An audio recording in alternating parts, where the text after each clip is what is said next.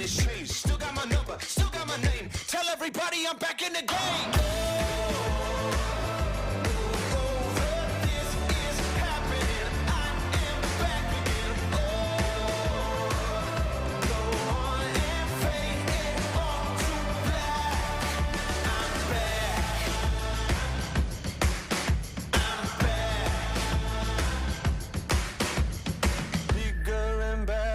This is my time, faster than ever, hungry and I'm going to come back and take what is mine, bigger and better. It's a new dawn, it's a new day. Some things are different but nothing has changed. Still got my number, still got my name. Tell everybody I'm back in the game.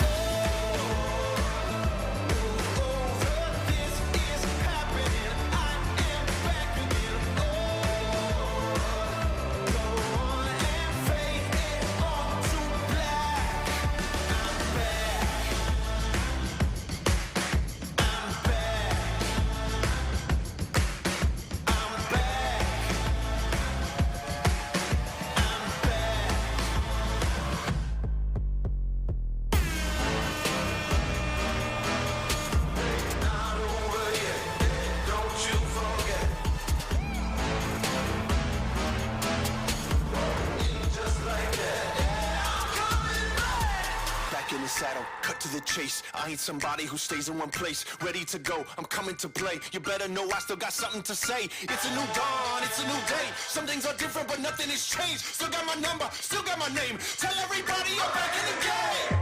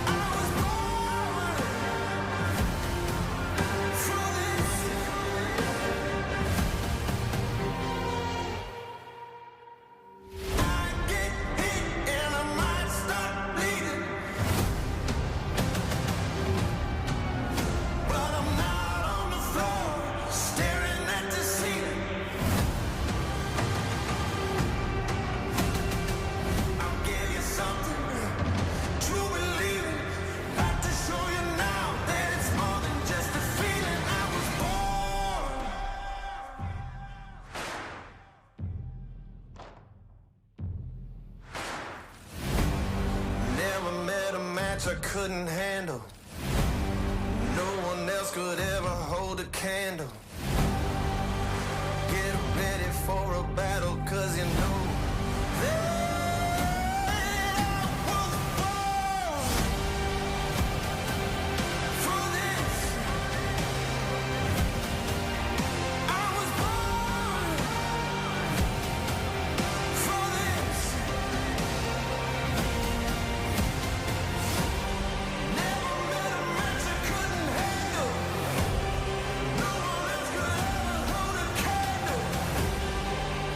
Get ready for a battle, cause you know I was born. I tell you I was born for this. Ain't nothing gonna stop me now.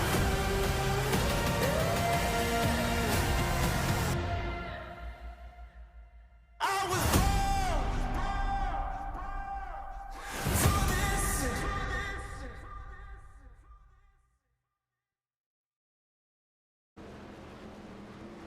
Welcome, ladies and gentlemen. It's playoff racing action time here tonight for Friday night racing action on LSRTV. As tonight, we go from 16 drivers down to 8. And so far, only 2 drivers have officially locked themselves in to the next round. That of Keith Bradley, winner of Iowa, to start out this round of 16, and our last week's winner at Talladega, Ted Wade. Those 2 drivers, they're comfortable, but they're going to be finding ourselves with that of 14 other drivers trying to split to see who's going to be making it into the next round. Only 8 drivers in total make it. 6 positions are left to be opened, as this is the NASRA Triple M Pulling Truck Series. My name is Sam Dyer. With me is Kevin England and that of Charles Whitten, going to be running the production booth here this evening in LSRTV Studios. Kevin, we've already ran that of 2 playoff races so far. This is the final one of this round. But man, this is going to be the best one yet here at Kansas Speedway. Yeah, no doubt about it. Wade and Bradley have locked themselves in. Somebody else looking to do the same here. And I think there's an interesting dynamic to this racetrack because it races a lot like Richmond, which is the next round. And I have to admit, this is one of my favorite racetracks to race in the sim. And it is a challenge in these trucks. And, you know, given the extra tension of eliminating a couple drivers here going to the round of 8, it should be a pretty exciting show tonight here at Kansas Speedway. There's a lot of drivers to keep your eye on, as we have our bubble going to be that of the 8th place in points. But there's a lot of big names coming into this event that are outside of our top 8. Starting things off with Stephen Gregory, Brady LaBeouf, our champion from last season, Adam Newbert, that of Tyler Dittmer, Devin Painter, also Jacob Klinkhart, Justin Lumpkin, all big names that are outside of our top 8. They need some good runs, and potentially for that of Gregory and LaBeouf, they're going to need a win if they want to lock themselves into the next round. Yeah, and I look down below the cut line and you see Devin Painter. He's been running really, really well lately. So has Klinkhart, has had some good runs. Tyler Dittmer has not been around too much. Yeah, it's going to be an interesting event to see if one of those guys could sneak through or whether we're just going to have the point championship decided for the next round by drivers just having more consistent finishes like we've seen in the first 2. But those 8 drivers that are inside, I already talked about it, that Ted Wade and Keith Bradley automatically have been locked in with their wins so far in the playoffs. It's the final race of the round of the Sweet 16 before we move to the Elite 8, where we're going to have that of Stephen Thomas, Chris Cinnamon, Joey Doucette, Robert Richards, Taylor Peacock, and Dana Shepard. Going to be the drivers in our top 8 that are looking good.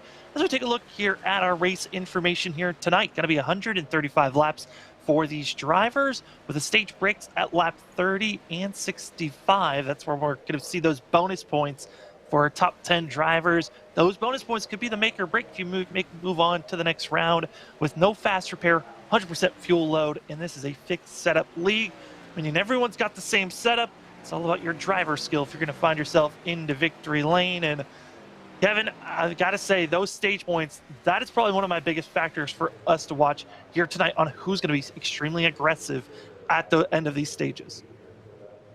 Yeah, jobs for the drivers tonight. First one, have a good qualifying run, start up front. Because it's a 30 lap sprint, it goes by pretty quickly here. You've got to get yourself in motion right away. You can't sit back tonight. But this is a tricky racetrack. You come up off the corner, the truck wants to step out. You have to run the high line to make speed here. You're right off the wall. It's easy to get into the wall coming up off the corner. And yeah, there's a lot of different dynamics to this race. I don't know how you play this other than just wide open from the beginning. That's what Kansas gives us is wide open pack style racing from the start. Here's our keys to victory for these drivers. Trucks seem to be handling well. Not a lot of seeing looseness, crazy like we've seen before. And there's a low chance of caution. So this track position, when we're going into qualifying here in 30 seconds, it's going to be very important for these drivers, as well as you don't have a fast repair. So you've got to keep yourself out of damage. Key number 2, do not have a backup truck.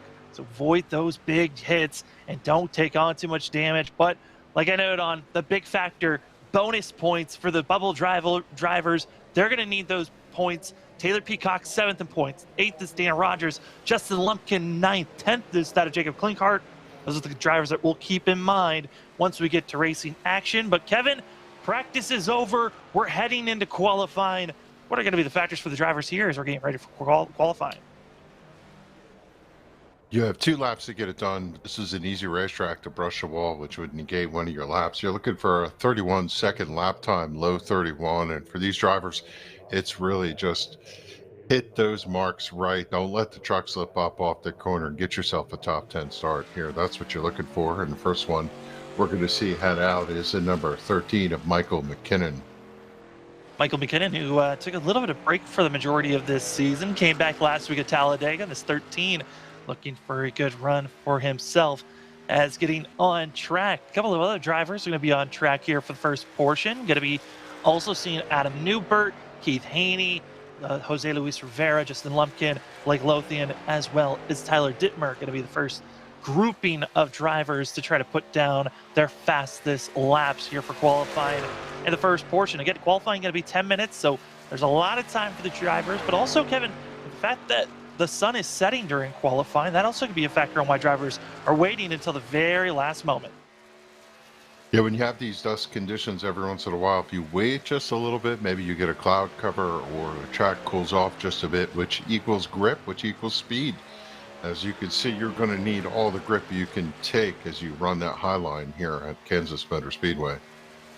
Well, this is one of those things that's interesting. Watched a ton of Kansas recently for myself, and watching drivers during qualifying, there's a couple of different strategies. Some like to rip the outer lane on that first lap and do exactly what Michael McKinnon is doing.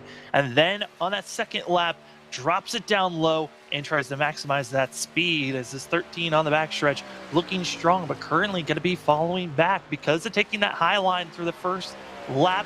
The 13 is going to be one of the slowest drivers on the early going. Is coming at turn 4 on the front stretch. Michael McKinnon hoping to put down a burner of a lap and certainly put something down that's quick. Top of the board is going to be McKinnon with a 31.066. That's a good lap there, Kevin. It's an outstanding lap. You could just see the truck come up off of turn 4. You had good speed coming off the corner, hit the mark right. You see the drivers, there's no out of bounds here, so they go down on the apron on the front straightaway. Some of them even clip the grass to try and get that short way around. Here's Adam Cantwell running his first event, and yeah, they're going to go down on the apron here. I don't think they would use it too much during the race, but certainly for qualifying, it's worth about a 10th. And Adam Cantwell, who had a decent run last week at Talladega, wasn't able to get the finish that he was hoping for, but certainly this 63 looking to find a little bit of extra speed for himself after that first lap. Going to be 10th on the board currently, but for that of Adam Cantwell, digging it down low here through turns 3 and 4, letting that truck just drift slightly through the corners of the exit of 4. Now onto the apron, across the line. It's not going to be the fastest lap out there, but certainly decent enough to put this 63 7th on the board.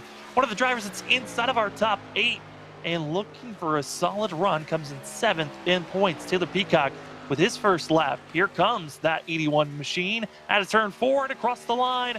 Going to be a little bit slower than everyone else, but certainly a decent first lap for Peacock. Yeah, the magic marker here is you want to get below the 31 second lap. If you can get to a 30, and I see Justin Lumpkin, our provisional pole right now, 30.96. I raced Justin at this racetrack last week at one point, and he knows how to get around his racetrack. I suspect Taylor Peacock does too. Let's see if his second lap is going to clock in a little bit better. Here he comes to the line. And a 31.181, that's going to put him somewhere about middle of the stack. It's going to be 13th for that of Taylor Peacock for now, as we still got a couple of other drivers. Chris Cinnamon still sitting on pit road, but here's Zach Hartwick in the 88 machine, able to, still running the 24 on the truck, 88 on our ticker. A little bit of a still mix-up on the schemes, but Zach Hartwick, certainly a driver that's looking for a solid top 15 run here this evening, hoping to just stay out of trouble. That's the goal for the 88 machine of Zach Hartwick. Yeah, Hardwick had a good run last week and just wasn't able to capitalize on it. But tonight we'll see whether he's got a good mount underneath him for Kansas. A little bit slow on that first lap. We'll see if he can pick it up the second lap. Identical times for Justin Lumpkin, and Jason Morales makes his return tonight in the number one truck. A 30.96 is the mark these drivers are shooting for. It's about 20 drivers, give or take, have taken time so far. Yet to take time, Ted Wade, Keith Bradley, Joey Doucette, a couple of our contenders here as Hardwick completes his lap. A 30.987, that's good for third right now. A solid lap for the number. Well, as soon as I say that, the timer changes, but still a decent lap for him. Yeah, and it's at least good enough for himself, and we'll see how far he can try to stay on that top of the board. As here's a couple of other drivers that have found themselves getting near Blanchard, towing Pole Award. Ted Wade, who has been on a spree from the regular season here to the playoffs, certainly knew he was going to get a win at some point last week at Talladega, proved himself worthy of getting to victory lane. But here this evening, there's no pressure on the two. It's just go out there, try some risky moves, and why not put down one of the fastest laps of the night, but not good enough for pole. It's only good enough for fourth. And that's going to bump Zach Hardwick back to fifth. That's where he landed. Keith Haney did run a lap, 30.98. Now we see James Morris taken to the speedway, crosses the stripe for lap number one. He's going to run the, looks like the high line on that first out lap, and 47 truck skates there. You turn down just a little bit off the corner so you could let the truck roll up to the back straightaway. Then sometimes drivers like to cut the bottom here in 3 and 4. He's going to stay to the high side. Here he comes off of turn number 4. It's going to be a slow lap, but he should carry enough speed to make lap number 2 just a skosh quicker as he comes across the stripe. It's going to be a 31.399. For that first lap, good enough for 21st position for James Morris. Still a couple of other drivers waiting to put down their times. That of Dana Shepard, our bubble driver, 8th place in the 43. Driver we're going to have to keep our eyes on firmly. If a good night comes from Dana Shepard, could be finding themselves moving to the next round of the Elite 8 for this 43. But Kevin S., we're in our final 3 minutes of qualifying. I mean, it's crazy to think this season is coming to a close very quickly. Counting here tonight, there's only 4 races to go. We got 2 races for the Elite 8 and then 1 race at Homestead to crown a champion here for Season 4. And looking at the board and drivers that shown up here this evening, that of Brady LaBeouf, our Season 3 champion, excuse me, does not look like we're going to be seeing that 9 show up here tonight, meaning that is 1 driver that the rest of the field doesn't have to worry about. Yeah, as these drivers look up and down the pit stalls, they kind of know who their competition is. So far, Ted Wade has just been Mr. Consistency. His top 5 record is unapproachable at this point. Keith Haney, he's fast and he's got a bunch of wins. He's not been there every single week, but certainly a threat. And with the win, he's going to move forward. You have to look at the rest of the stack and say, well, I don't know if there's a definitive third guy in the group here. Maybe Stephen Thomas has had a lot of good runs. Adam Newbert's shown speed but doesn't have the results. Yeah, it's hard to say how that's going to work. Bradley, I think Keith Haney has been the one that everybody looks to as maybe that third slot. Keith Haney also going to be playing spoiler as he is not a part of the playoff picture for a championship. He's just here for victories and to steal away any win and you're in scenarios for some drivers. And so that 78 certainly going to be looking quick. But with a minute in out of 15 seconds left, looks like the majority of drivers are going to be done with their qualifying. And it looks like your Blanchard Towing Pole Award going to be set for Justin Lumpkin.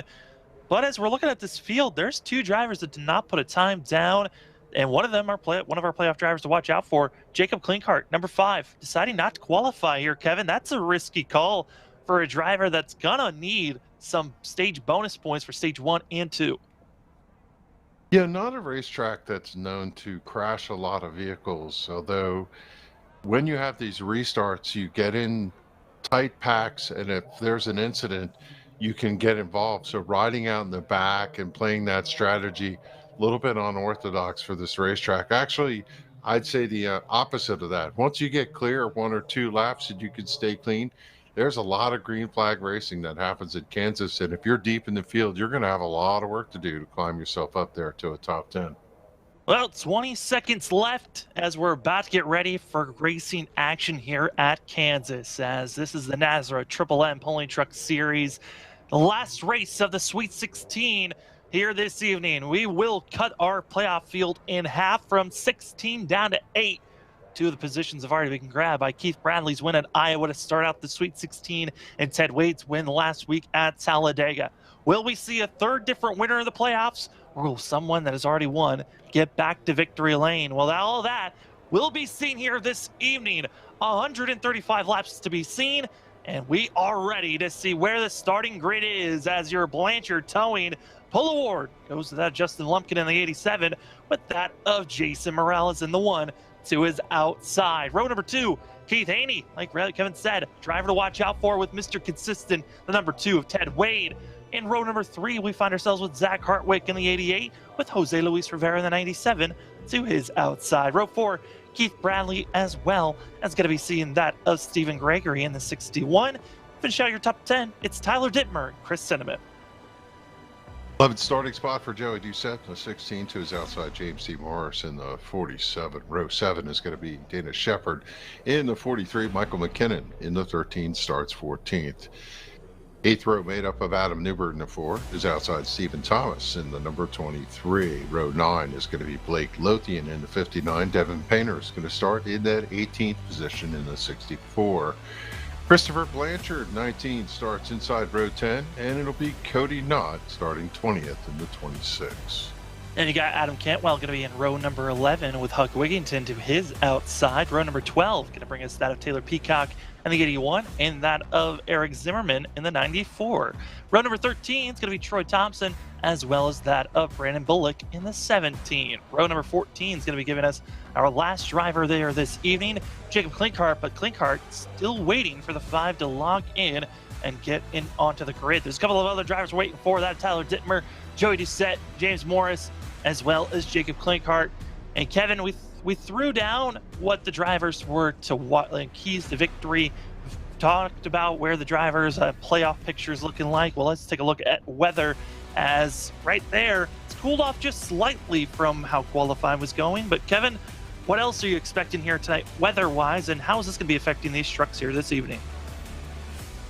Yeah, when it's track temperature of 70 degrees, that's quite a bit of grip. Mostly these drivers will look for cloudy conditions. It does change the way the truck handles, but I don't think, given the coolness of the evening for these trucks, it's going to be too much of a difference.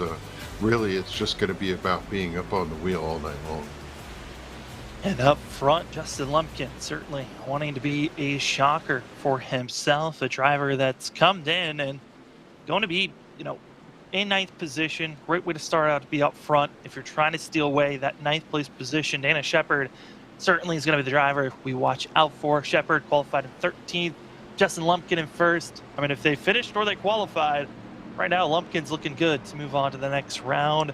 But we have 135 laps to figure out who's moving on to the next round. as well as stage breaks. Stage 1 at lap 30. That's going to be our first cue for these drivers.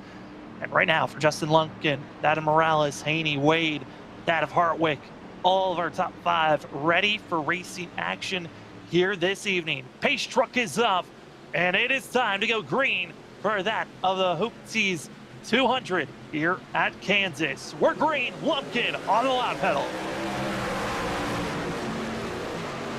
Lumpkin gets an advantage out. Haney's going to follow him into turn number 1, the one of Morales to the high side. He's going to be pushed by the 2 of Wade. Wade looks down low. He's going to come down and see if he can steal that 3rd position away as Lumpkin goes up and covers the high line.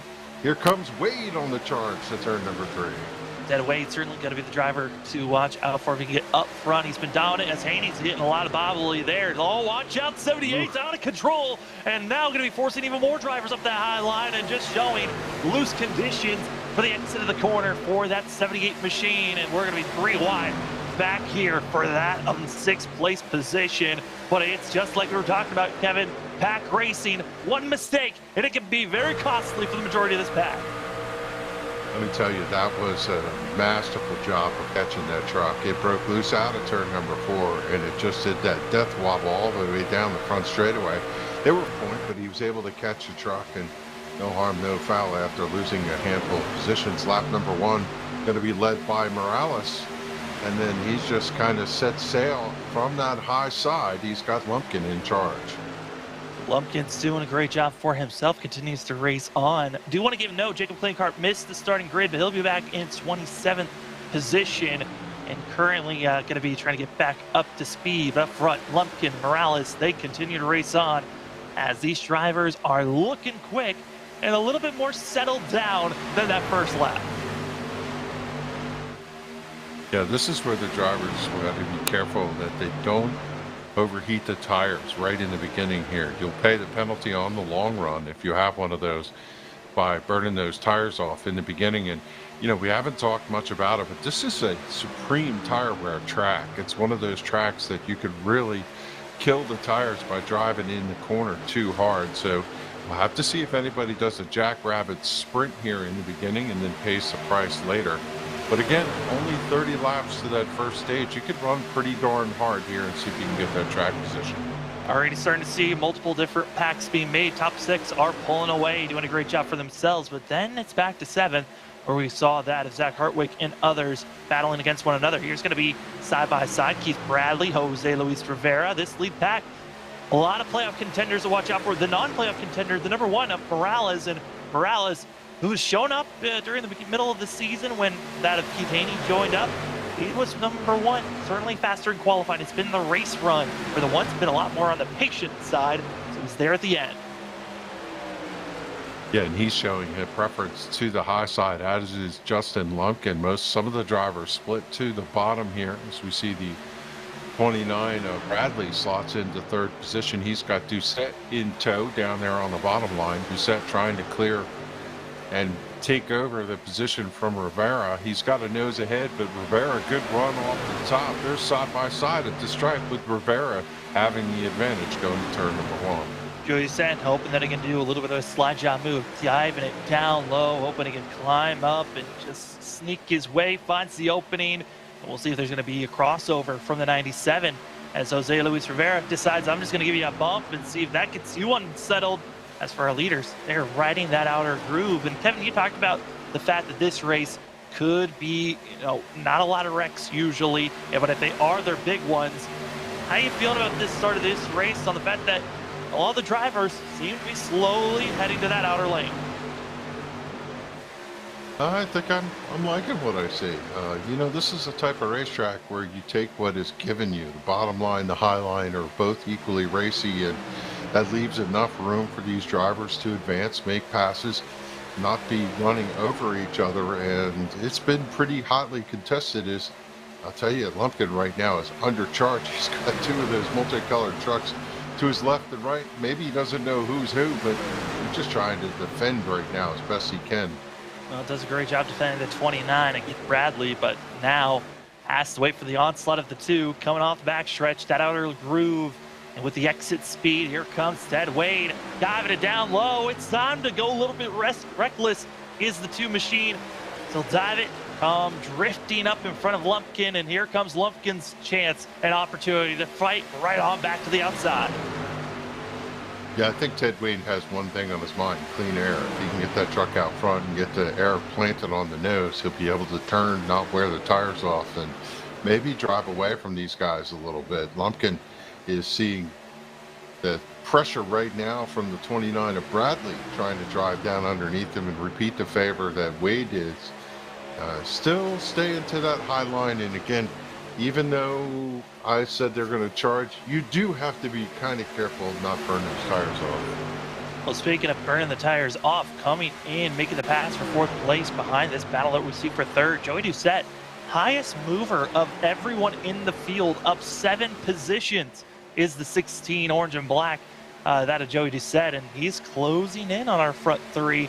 And certainly, you know, talking about tires, you've got to find that equal balance of finding that aggression to move up in positions, as well as making sure you got enough rubber for a long run. But I would imagine for a majority of these drivers, this stage 1, like it's been for most of the season, a good just test to see how brutal you can be on these tires.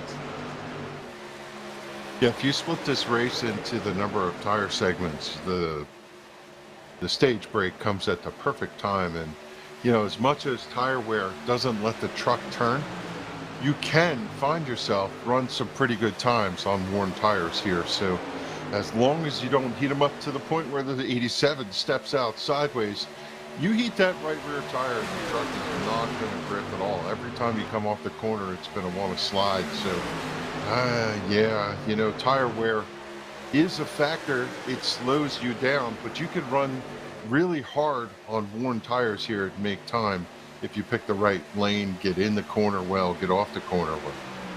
We love to see our tri-cam coming out. You see on our big screen on the left, that's going to be the battle for the lead currently underway with Keith Bradley in the 29. On the inside, talking about the inside, that's exactly the camera we're seeing on that bottom right. Right on board with his 29 and seeing a back point view. Top right, Justin Lumpkin's shot of the 87, trying to go after our front leaders right now, but this is great action to be seen. This is what we love to see from Kansas, that progressive banking that allows these drivers to utilize both the high and the low line.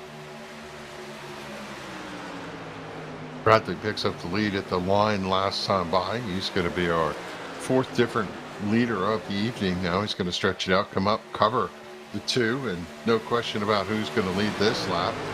Bradley out front for the first time here tonight. Lumpkin, who started from the front row, sitting there in 3rd. He's under attack from the number 16 of Doucette, looking to see if he can get one more, as Doucette looks low coming down off of turn number 2.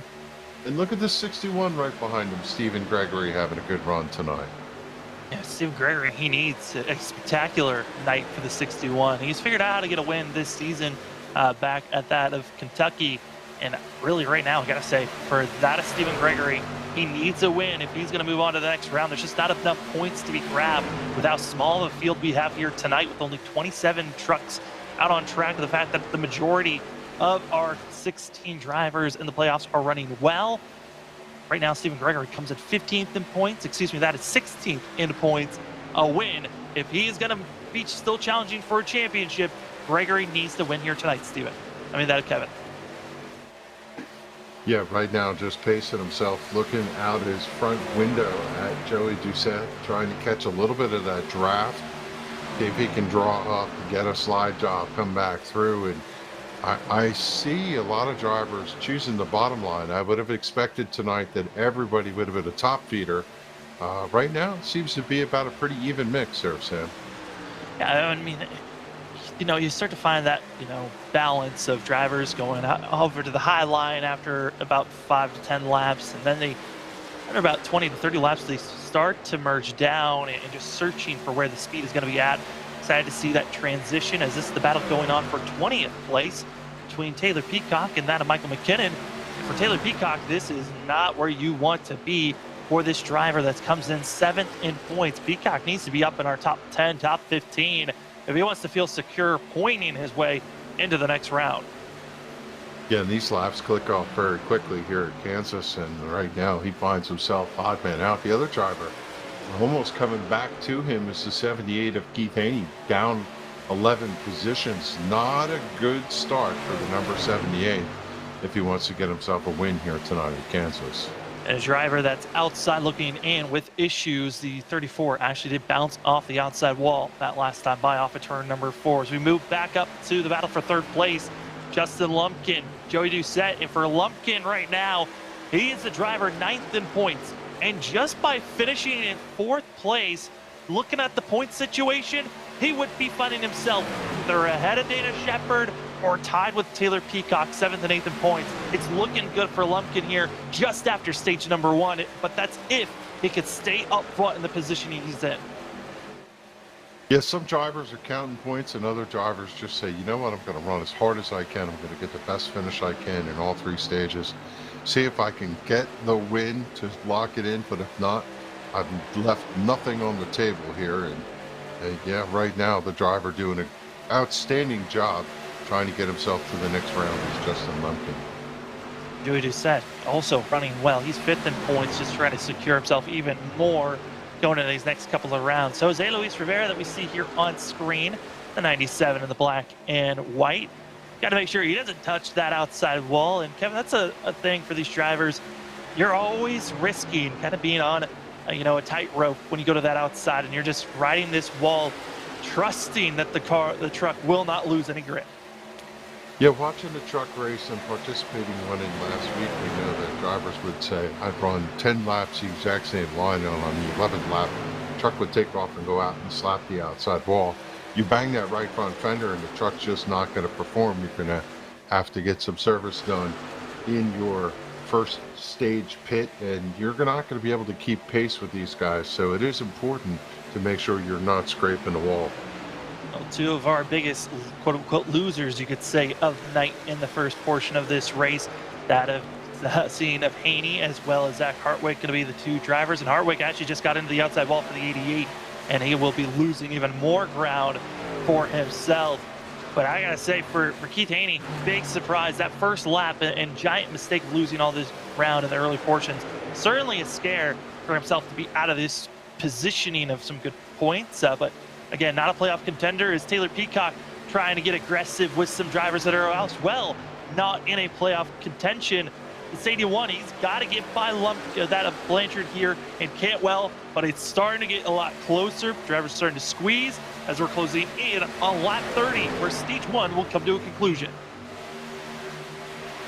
Yeah, one of these racetracks where when you're out in the back, you race really hard against those trucks around you. It's not like you can climb through the field really easily, but you work so hard for one of those positions. We see this tussle going on between these drivers back here, and Cantwell looking to see if he can take an advantage and follow Blanchard through. But yeah, you're right, the 81, he's got to get up on the wheel here or do something. You know, if you can't climb forward from a racing position, then you have to do something different tactically to see if you can get yourself out there.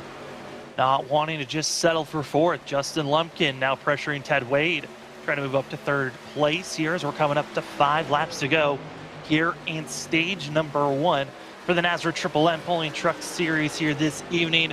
For that of the Hoopties 200, Hoopties Garage is our sponsor this evening for the race. Go to that of the Hoopties Garage on YouTube and go subscribe there, as well as you can find them on Facebook for more information and great videos on working on cars. As you're going to see, the 87 Lumpkin makes the pass cleanly for 3rd, but this now closes in the gap for that of 3rd back to 5th, as here comes Gregory closing in that gap. Yeah, you know, if there's one Achilles heel we've seen out of a spectacular season for Wade, it has been the fact that he has not been good on the long run. Some nights he just fades as the run goes on. Maybe he runs a little too hard, and I have to wonder, does it look like the right side of that truck is pancaked? It looked like quite a bit of damage to it when he came by next time. He has touched the wall. That is scraped up, damaged, and beaten is that of Ted Wade. Same is going to be said for that of Gregory, who bounced off the wall. So issues for both of those drivers as they continue to race on, but certainly not the way that they wanted this race to go for Gregory or for that of Ted Wade. And Ted Wade's also Achilles heel has been internet issues late in races. He's got to be hoping that doesn't shrink once we get into that next round when he doesn't have the safety net of a win that's already granted him to the next round. Yeah, right now, you can't say he's in a bad position running fourth, and heads up to Keith Bradley leading all these laps. He had a good start to this race, and he's been holding it up. And can't say anything about Joey Doucette. He's run his way into the second position, and if he's run that good in the first stage, I can only imagine what the second and third stage have in hand for that number 16. Well, he's just also got to figure out how to beat out that Keith Bradley is. We're now 2 laps away from seeing this stage being concluded. Again, only the top 10 get those stage bonus points, and it's getting a little bit testy here for the drivers back in that of the 5th place position. Stephen Thomas, he wants to get rolling for the 23. Here comes Chris Cinnamon as well, and it's a pack all over. It's squeeze time from 4th, back to that of 8th place. Let's go 3, almost 4 wide down this front stretch, and it's going to be seeing that of Chris Cinnamon try and take that lead position. And Stephen Thomas hopes he's got to pull enough room and almost gets tapped by the 2 through the center of that 1 and 2. And Kevin, this is only the end of stage 1. Drivers are understanding. They want every point possible as we're on the backstretch. Yeah, they saw Wade slip and slide out of there and thought they were right for taking the opportunity. Thomas drives it down deep. He's going to see if he can get the charge up out of turn number 4. He's got a good run. Will he block Cinnamon? Not able to. Cinnamon tried to side draft him to come back to the stripe. It's going to be Thomas leading him, and yellow is out. Good run for Thomas. Little charge there at the end to pick up that 4th position on that stage. Well, it's the end of the stage. Points are going to be be very useful. You don't want to just throw your race away in a blink of an eye like that. But as the drivers are getting lined up, you see the pace truck charging ahead. Our winner for stage number 1, as our stage break sponsored by that Sim Racer Hub, going to be Keith Bradley in the 29, getting himself up front. Here's our unofficial results of where the drivers lie at the end of our stage at the timing of yellow. It's going to be Keith Bradley, Joey Doucette, Justin Lumpkin, Stephen Thomas, Chris Cinnamon, Ted Wade, Stephen Gregory, with that of also Jason Morales, Adam Newbert, and Jose Luis Rivera going to take those final 10 points, bonus points, as we are coming into pit road. Kevin, it's time to see which positioning they're going to be in, and will you make any mistakes or sliding through your box? Yeah, you have to have a clean pit stop here for these drivers. 4 tires and fuel will be the call for sure from these crew chiefs, as we see Bradley tuck in, good stop. Carried a bunch of speed into his box, right side tires going on. They'll take 4 packet full of fuel, as every single driver will be in here. If you had a little bit of damage, we'll have to see if Wade is going to sit there for a bit and fix his truck. You want to get it fixed. I think you're going to give up some of that track position. Good pit service for Bradley. He's down and away. Fantastic pit service for himself. And for that of Adam Newbert, though, mistakes, as he'll actually have to come back into pit road after missing his pit box, which is going to be a massive struggle for a driver that comes in 14th in points, needing all the points possible. And gotta say, this was a stage where a couple of drivers heavily damaged. We'll talk about them more when we come back. Quick commercial break. When we come back, stage 2 here at NASRA Triple M Pulling Truck Series for the final race of the round of 16. Hey, it's broadcast personality Wesley Outland, and for the 2nd year in a row, the Community Radio Network is excited to also be the voice of iRacing on LSRTV every Monday and Thursday night with the Northwest Racing Series for Cup and Truck.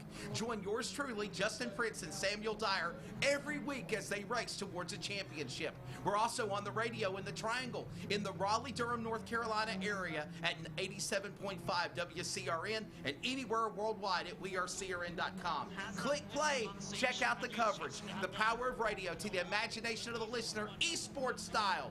We are the Community Radio Network, the voice of iRacing on LSR TV. Check it out when you can, and replays are always up too.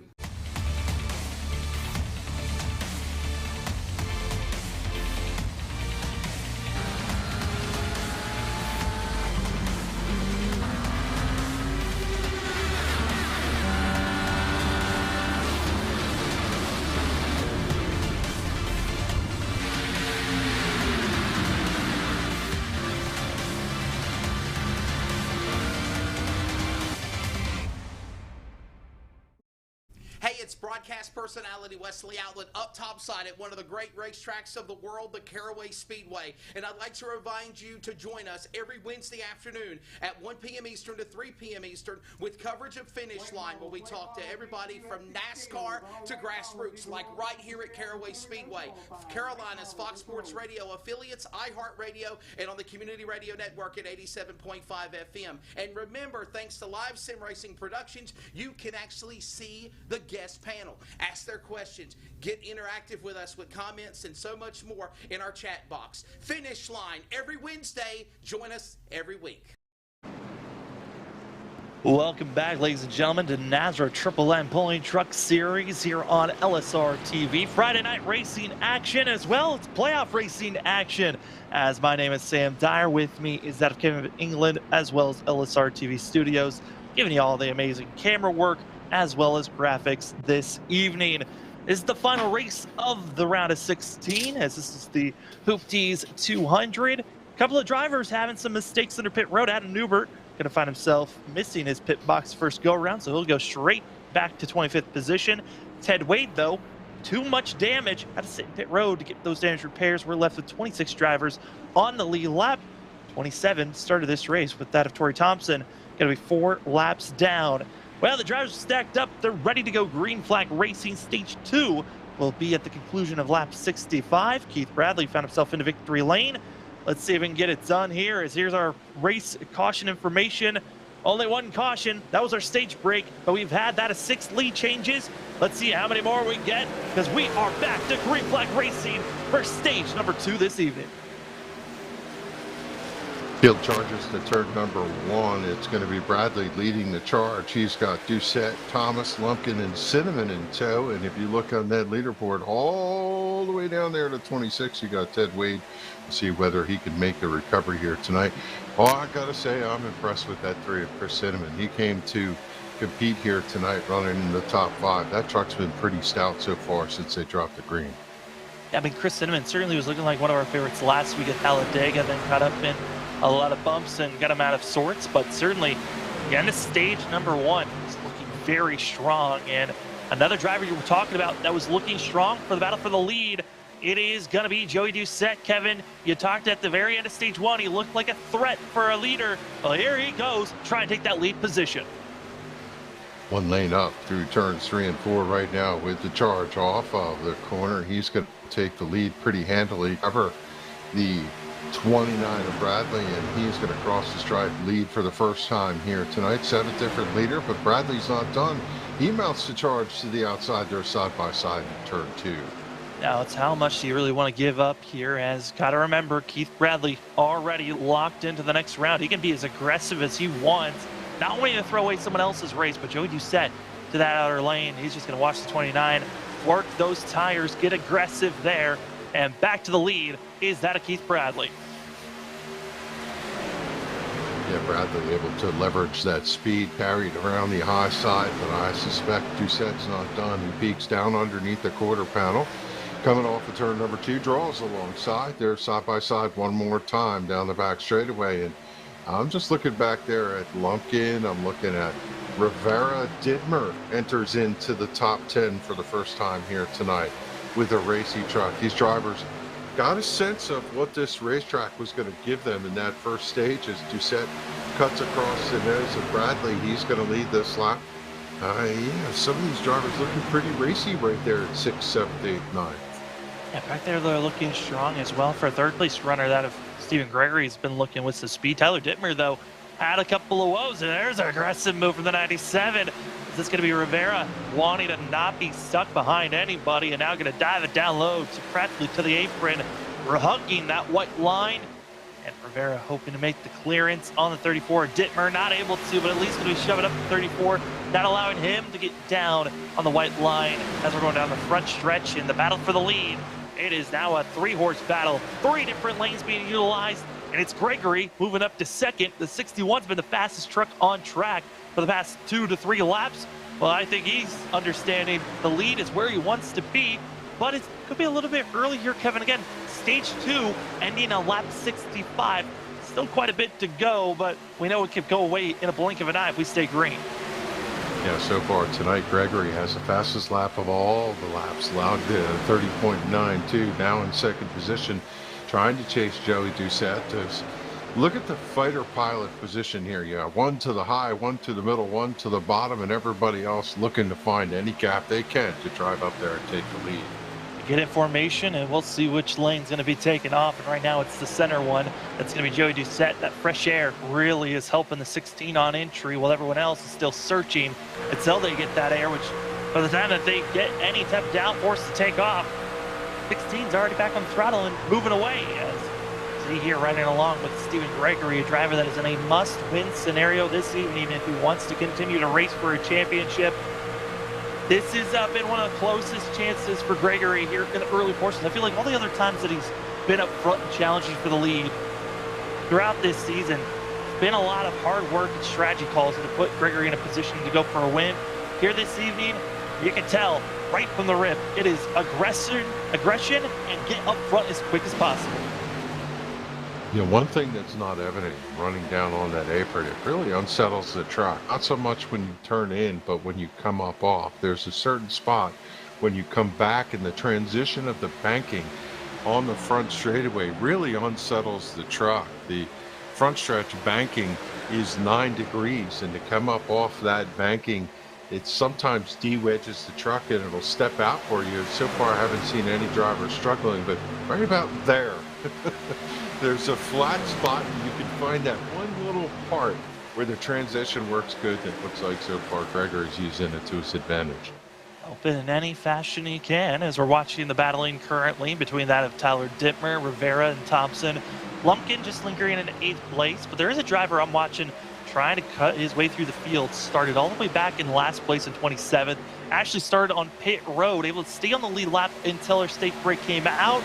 Jacob Klinkhardt back in 17th. Watching on our ticker, he is one of our biggest movers of this evening. As see here is going to be that of drivers further back. This is the 5 running the 95 on his scheme of Jacob Klinkhardt. And gotta say, watching these drivers, Klinkhardt, one of the drivers that needs a solid run, especially with missing out on bonus points.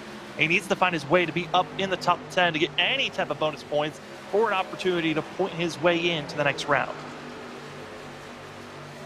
Yeah, you know, he's just going to gut it out here tonight and see what he can get. Starting from pit road, it's got to be mentally one of those things where you just say, you know what, I'm in as deep a hole as I can get. Let me see what I can get out of the truck and just run through. And so far, he's carved through about half the fields.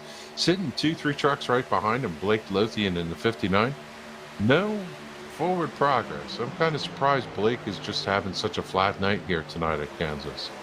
I mean, Blake has been one of those drivers where you never truly know what you're going to get that night. There's some nights where he looks like one of the fastest drivers. There's some other tracks where he's just mired in the middle of the pack, sometimes a back marker, and right now seems like just searching for a top 20 finish for himself. As we move back up to the battling inside of our top 10, these are the drivers battling for 5th place, actually, is that of the 97 of Jose Luis Rivera in 5th place. This Stephen Thomas, Tyler Dittmer, they are still going back and forth on who's going to take this 5th place position.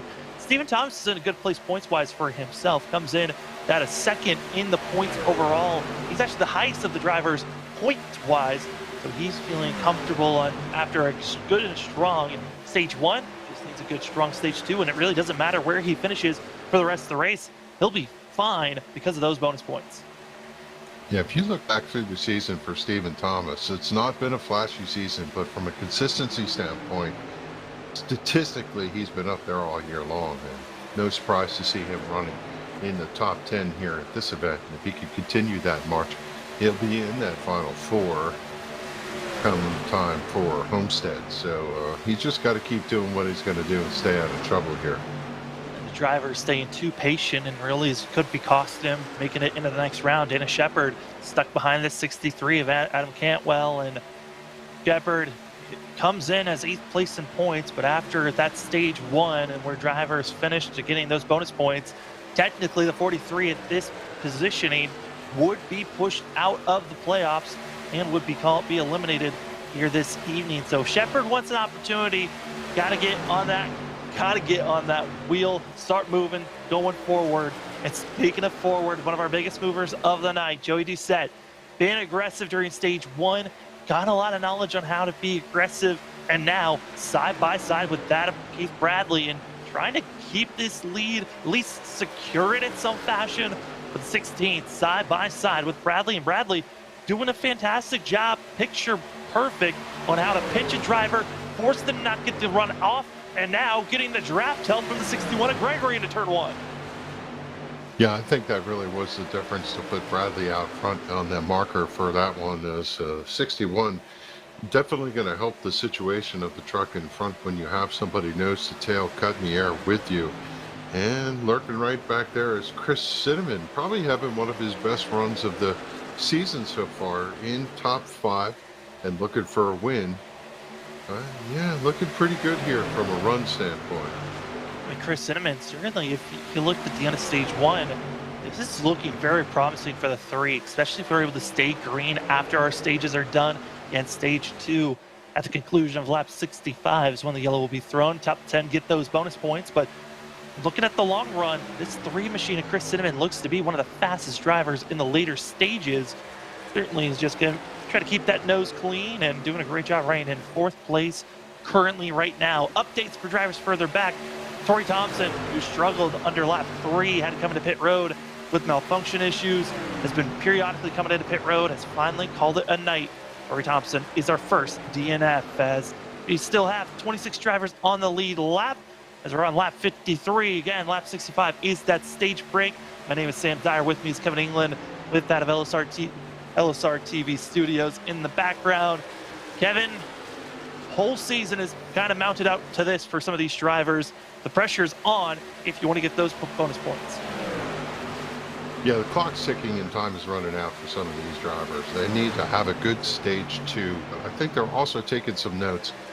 Stage 3, a lot longer than 1 and 2, obviously, and you know it is going to change the dynamic of this. And I'm trying to see, where is the 2 of Ted Wade? He has not moved. He's still sitting back there in 23rd. He's got to win. He's not in trouble, but I'm kind of surprised that he's just not moving forward in any meaningful way. Well, he did spend over a minute of time in pit road, and it's on the right side. You're going to see it in this picture as he drives on by. That scrub mark on the 2, a lot of center middle damage after getting into the outside wall. That damage has been hurting this 2 from even keeping up with any type of draft with the drivers ahead of him. He's been running about that at 3/10 off of our leader, and really that lack of speed is what's keeping Ted Wade from even being a chance to advance any other positions. Yeah, the storyline there was he was running up in the top 5, and he could have possibly got a win and denied somebody else from winning their way into the next round. Now with him out of the equation, there's a couple drivers that are going to be pretty happy about that possibility of see if they can get the win. But they get the other multi-time winner this season, Keith Bradley, out front, keeping them honest. Bradley right now driving away a little bit from Gregory. Yeah, and right now, I mean, Keith Bradley, you think of the way that his season started, got taken out race number 1 where he had a chance to win at Atlanta, then taken out again for the next 2-3 weeks. Just really was finding himself stuck in a lot of issues, was the 29. But Stephen Gregory, driver that's been under the radar most weeks, has 1 win under the belt of the 61 and looking for win number 2 potentially this evening to may lock himself into the next round. But if there's anyone that could try to take this away, watch out for the 3 and the 23 here as we're closing in to the final, that of 9 laps to go here in stage number 2. Yeah, just as soon as I said Bradley was driving away, Gregory turned up the wick and just drove right around him. This type of racetrack is very strange. When you come off of turn 2, if you get that right draft, you can suck up to a truck and drive around them in turns 3 and 4 in a moment. And a lot of these drivers will bank that memory looking for that final lap to see if they can chase down to get a win.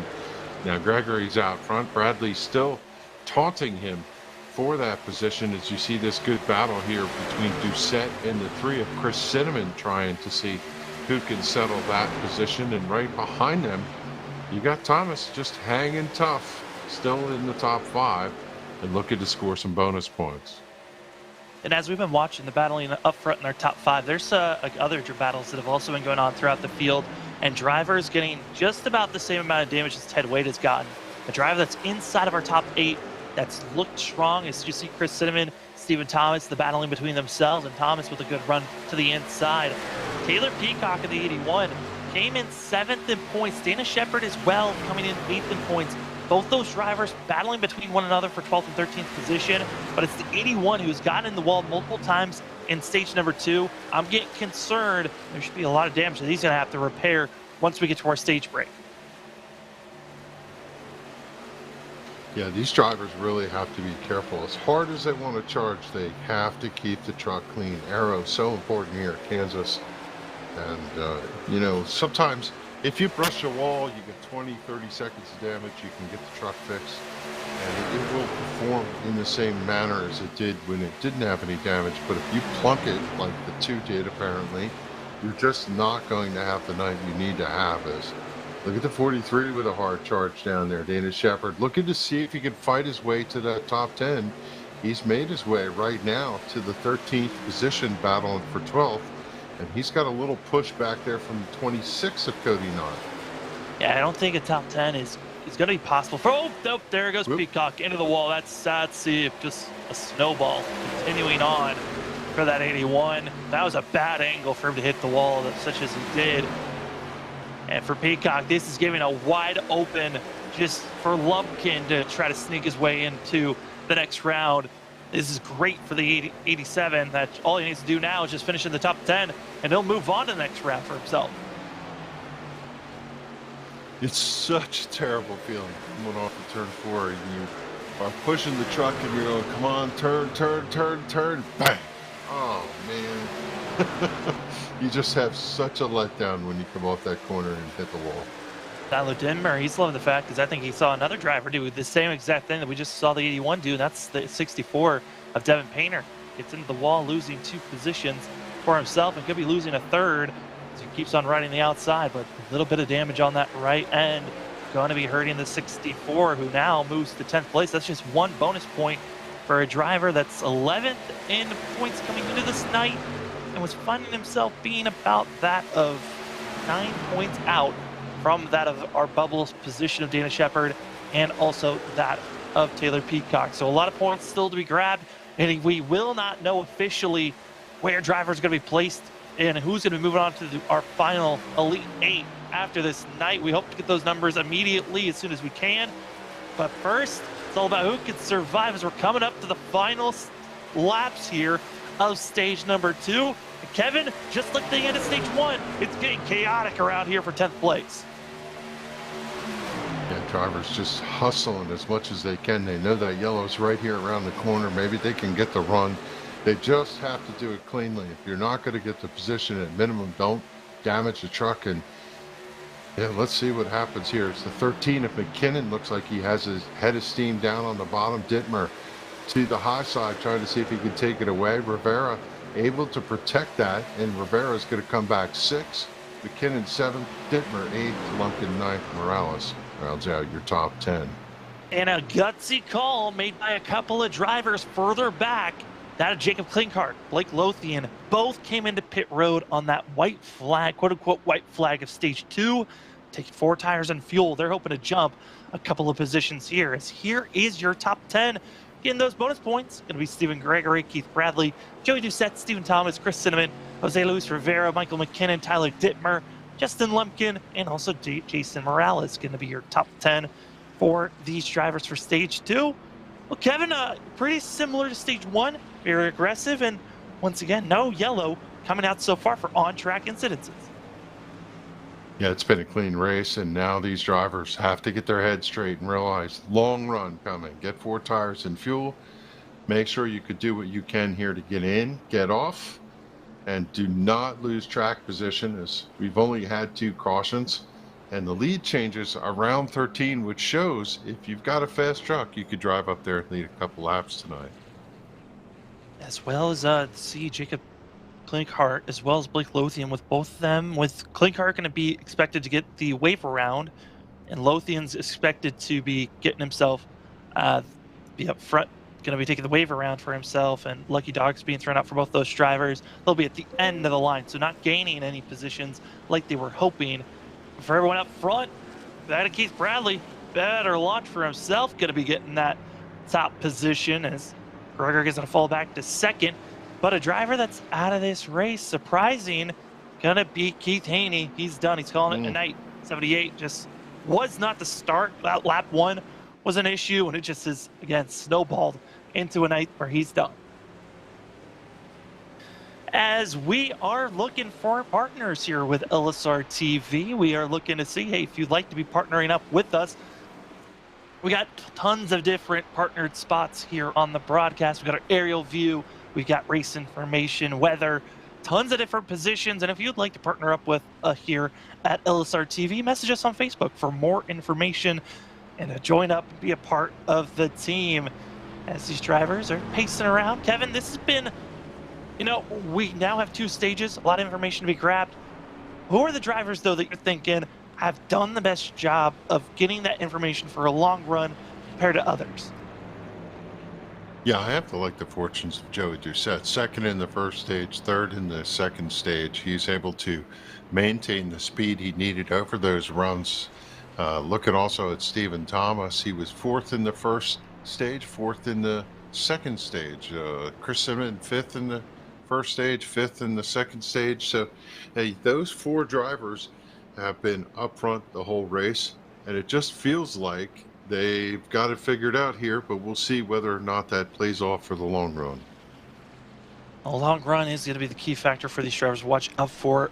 For drivers that are further back, though, Kevin, I think those are also going to be drivers for us to keep an eye on. Dana Shepard going to be back in 18th place. Painter is going to be back in 20th. Peacock's going to be in 24th. Those are drivers that all came in very close to that bubble position, and with Dana Shepard not being a top 10 contender at the first start of this race, really opening things up for, other drivers. I mean, we know that Stephen Gregory, if he wins, he'll be taking a spot locked in for sure. Same goes to Joey Doucette, Stephen Thomas, and Jose Luis Rivera. I mean, majority of the drivers in our top 10, if they get a win, besides Bradley, they're locked into that next round. Jose Luis Rivera, Gregory, those are 2 drivers, and Dittmer, that if they get a win, they're outside. They're bumping someone out. Yeah, I agree with you. Some of these drivers are awful hungry, and they know the way to get there is to check the box and get a win. If they're in the position, I suspect they're going to be elbows up here at the end of the race, and we'll just have to see how this plays out. But right now, somebody like Bradley, he's got the experience, he's got the speed, he knows how to win. I have to wonder if the long run he finds a way to tuck away and see if he can keep this thing for the win. Yeah, we have no idea. The race has been so topsy-turvy as to who's coming, who's gone. They really can't predict a winner here. Can't predict a winner, but a lot of these drivers certainly are giving us some drivers that could be underdogs, drivers that are threats. Anyone really in the top 7, I could say, have a good opportunity to get the win this evening. And for all those that are in the top 7, there's one driver that everyone does not want to see win. That is Keith Bradley, who's up front. Well, the stages are done. No more bonus points to be grabbed. It's all about the win and your finishing position. Who's moving on to the Elite 8? Well, it's time to find out. We're green here at Kansas.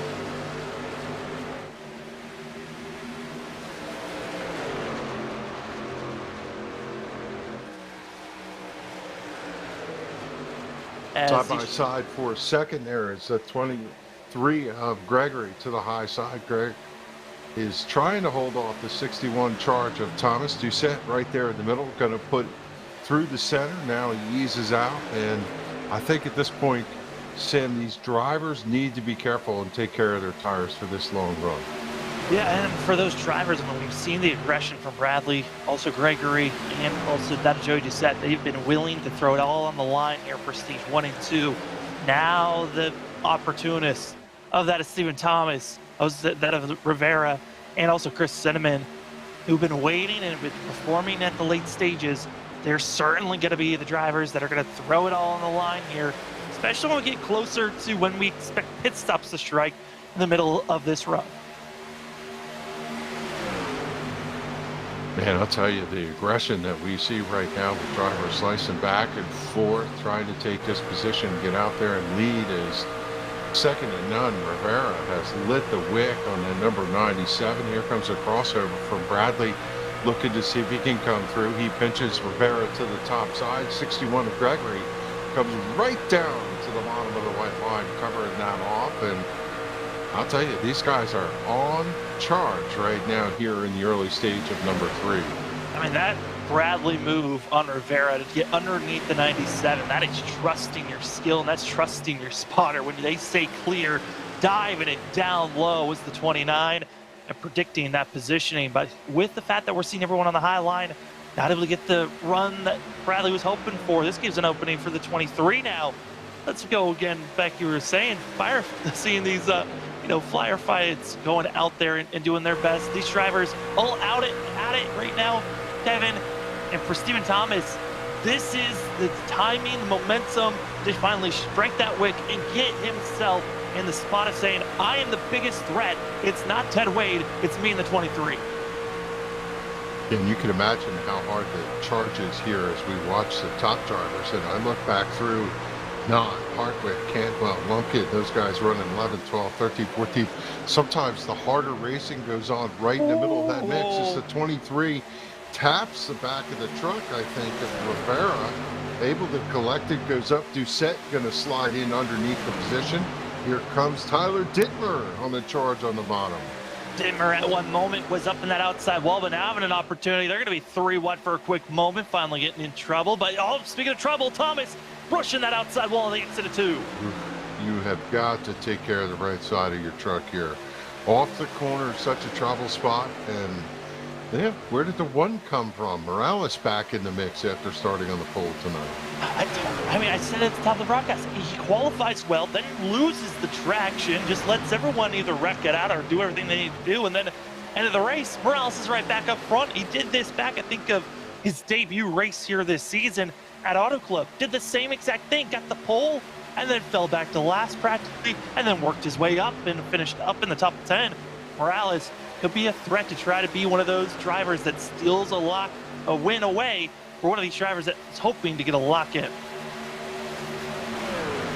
You could see how tight this field is on the long shot. Everybody is right in contention here. It just takes a little bit to drive through, find the right lane, find the right draft. You can pass 1 or 2 trucks at a time when they're this close together.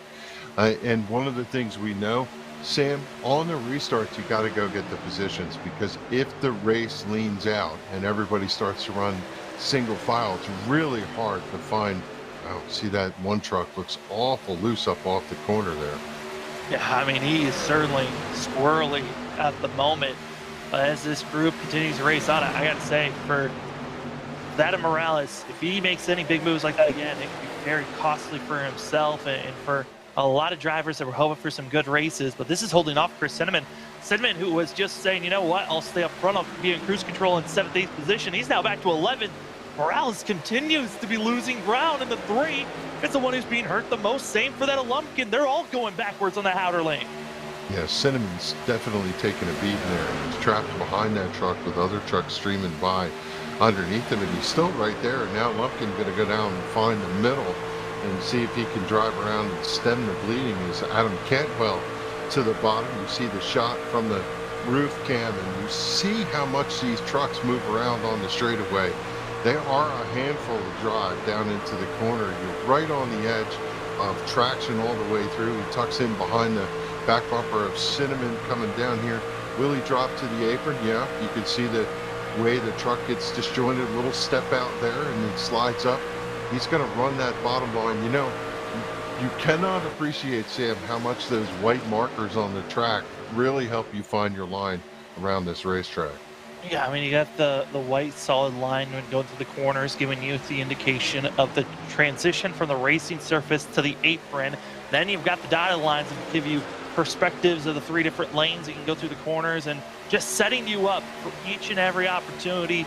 And those markers, I mean, when you're driving around these tracks, I mean, Kevin, I know for myself, I'm always looking for little signs and moments to help me with my turn-in spots, as well as looking for spots to help me assist just in case I'm on the outside or the inside lane. I know for a lot of these drivers, they've got their spots they're always aiming for. In other moments, they just blind trust going into these corners when you got everyone packed in the way they are.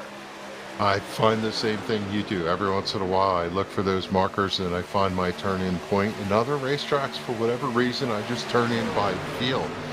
I hate to admit that there's a porta potty on the outside to go down the one straightaway. That's the turn-in point. I mean, you'll find the funniest things, but whatever works gets you to the finish. Oh yeah, I mean, there's times when you're just hoping, the cones that people usually go hit. That sometimes you hope that they're still there. Those could be indications for short tracks, but here at these tracks, you hope for markers. Sometimes it's the caution lights on the walls. Sometimes it's something on the infield that gives you a sign of when you need to be making these types of turn-ins into the corners. And right now, it is all Keith Bradley, Stephen Gregory. They have found the markers for themselves to get up front, placing themselves in great positionings. And one driver already locked in, Keith Bradley, who won the first race of this round at Iowa. He's already locked into the round of 8. And then you've got Stephen Gregory, comes in last in points, needing a win if he wants to even have a chance to challenge for a championship. Otherwise, if he finishes second, he's not moving on. There's just not enough drivers that showed up here tonight to gain enough points. Gregory needs the win. Yeah, these two have been leapfrogging each other, and you could certainly see Gregory is on the chart. He wants to lead as many laps as he can here, but he certainly wants to lead the last one. And he's had such a good run here tonight, and he knows what's at stake. And it's funny how drivers can rise to the occasion when they know it's win and you're in. Sometimes drivers just they thrive the most. They have to put themselves in the most stressful conditions, and once they're in that pressure cooker, they just find themselves thriving and coming out as sharp and as clean as they can. And right now, Gregory's doing that for himself. Other drivers in this field, Dana Shepard, as well as that of Taylor Peacock, not the race that they've wanted for themselves. Peacock officially is done. His season has been crumpled just here tonight. Was looking for just a solid top 15 to top 10 run and would have been able to move on to that of the next round, finishing 25th. No bonus points for Peacock. This is a slump of a night for the 81. Shepard, no bonus points, back in 16th. Done a great job moving up a couple of positions here, Kevin. But it might not be enough, especially on the fact that if Gregory doesn't get in, Dittmer's looking good just based on positioning. And then if you look at bonus points for the 34, he's looking great. And then that Justin Lumpkin in 11th, the amount of bonus points that he's grabbed, he's already leapfrogged out of Peacock and Dana Shepard.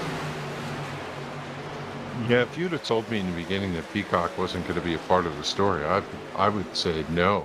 As consistent and fast as he's been, but there's just a couple drivers who have been steadily improving all season long. And, I got to say, just because it needs to be said, 14th, Ted Wade sitting right there behind Brandon Bullock. Brandon having a good run, up 13 positions in that 13th position, following Adam Cantwell. Ted Wade can't count him out of this yet. Maybe on the long run with a couple track position moves, he'll be back in the mix of this thing. And we saw Chris Cinnamon get stuck. He's trying to pry his way back. He's in 10th right now.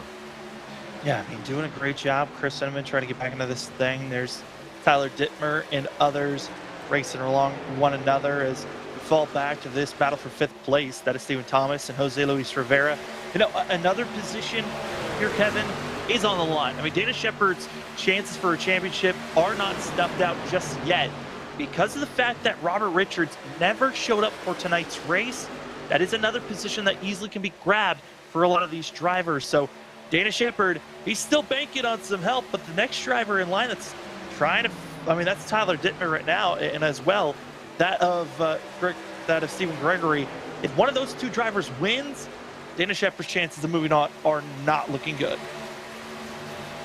Yeah, there's a name we have not talked about tonight is Newbert, running in the 4 in the 7th position. Having a steady run coming forward. He needs a good run here tonight, and he's made his way into the top 10. And I wonder if he's got a good long run truck and can possibly get up here and challenge for the win. Another thing we haven't talked about, fuel run. When are we going to be seeing these drivers come to pit road? That's going to be another factor for ourselves. We've seen them go out to lap 30 on our stage breaks. Both have been 30 laps each. So drivers should be able to at least make the 30 to 32 laps on their fuel stint currently for the most of our front runners. They've been on this.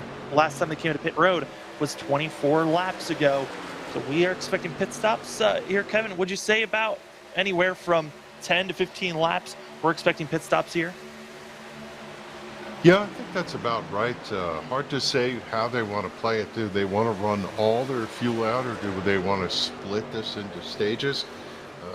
If you split, then you have to make sure that you do not find caution somewhere along the way that puts you behind the curve. But I'm not sure how they would do it. I think if the lap times are not dropping off and your track position is holding, I'm going to run it all the way till it's dry.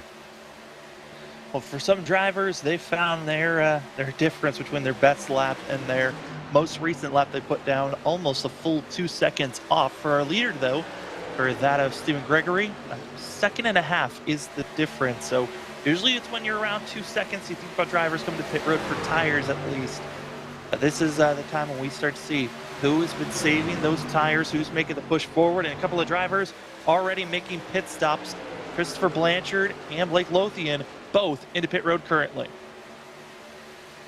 And I can't help it, every time I look at the pylon, either Gregory's up front or Bradley's out front. The two of them have been swapping back and forth, with Joey Doucette holding a steady third, Tyler Dittmer quietly running in fourth, and Stephen Thomas still hanging on there for fifth. For Thomas, I don't know that he's got the speed on this long run, but if they can get in and get tires, he's been fast on the short run. And you know, one of the things that we need to consider is, if we have a late race caution, I believe everybody's going to go in and get tires, and it'll be a drag race to the finish.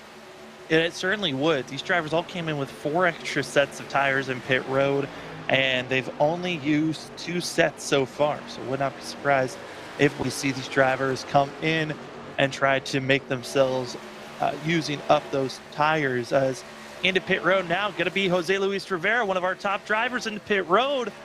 I mean, this is 40 laps out. Could be this is going to be the longest run we've seen so far for these drivers, but I feel like for Rivera, he feels comfortable and confident that he can stretch it that far. Also, penalty for that of Christopher Blanchard. Came in speeding, cannot make those types of mistakes. Another one of our playoff drivers into pit road. Going to be seeing other drivers, but oh boy, that is not good to see. Gregory going backwards. Looks like he might have gotten into the wall. Yeah, I think possibly he got a little contact there and had some extracurricular activity, and that is not going to do well. As Doucette now out front, Bradley drops to second, Dittmer to third, and Gregory has dropped all the way back to 6th, now under assault for the number 4. As we can get a sense of what goes on here. Bradley on the charge. Are they going to make contact over here? No, he just overdrove got it. a little too hard. Oh, you hate to see that, especially, I mean, you talked about, Kevin, you coming into the corner, you feel like you're doing the same exact thing you've been doing for 10 laps. That 11th lap comes around, and it just doesn't feel right. That's exactly what happened to Gregory there. It just looks like he might have missed the turn-in. I'm not sure what the story is there, but he turned the truck in, and it just went to the wall. Well, drivers have been periodically coming in pit road these last couple of laps. 2 playoff drivers, that of Jose Luis Rivera and Dana Shepard, both going with what we call the undercut of pitting sooner than the traditional time to come into pit road. We have now officially hit where the drivers would be at their stage break of 31 laps into this run. But again, we're still got about ourselves. It's coming up to, just a few more laps before we are about that 35 laps to go here in this race. Drivers that are going to split it, and they're about 4 or 5 laps away from coming into pit road. Yeah, for Rivera, now that he's 1 lap down, he wants to see this go green till everybody pits, and then he'll have the advantage of fresh tires for a longer period of time, which is the reason he did it. I have to wonder, though, if it works out where everybody pits and he gains some track position and then the yellow comes out, he could actually leapfrog. And, right now, I guess that's the risk, and it's worth playing. He's back there in 17th position, 1 lap down. Just hoping this plays all the way through. Well, this is when things get tricky, because you got these massive packs of drivers, and they're going to come woeing down in the middle of the group if there's not enough communication being made. Stephen Thomas, also Michael McKinnon, both going to be coming into pit road. Adam Cantwell going to be joining these two. And I mean, for that of Michael McKinnon and Steven Thomas, both in the middle of that pack, aggressive coming into pit road, those are some sketchy moments where you could be throwing your race away, and that caution we were talking about could bubble away from. You see Canwell drop in. He's going to take 4 tires and fuel, look to see if he can get his service finished. And I like this call for these guys. So now we see the lead pack in, Doucette, Thomas, Dittmer, all heading in. Once you see some of the leader trucks go in, you really have to go in and equalize by go get 4 tires and fuel. Don't want to be making the big mistake, though, of costing your race. That is coming into pit road and getting caught speeding. There's been a driver already caught. That was Blanchard.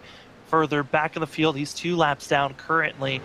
But with this pack-in group that just came into pit road, we're still going to be having about 6 drivers still needing to come in.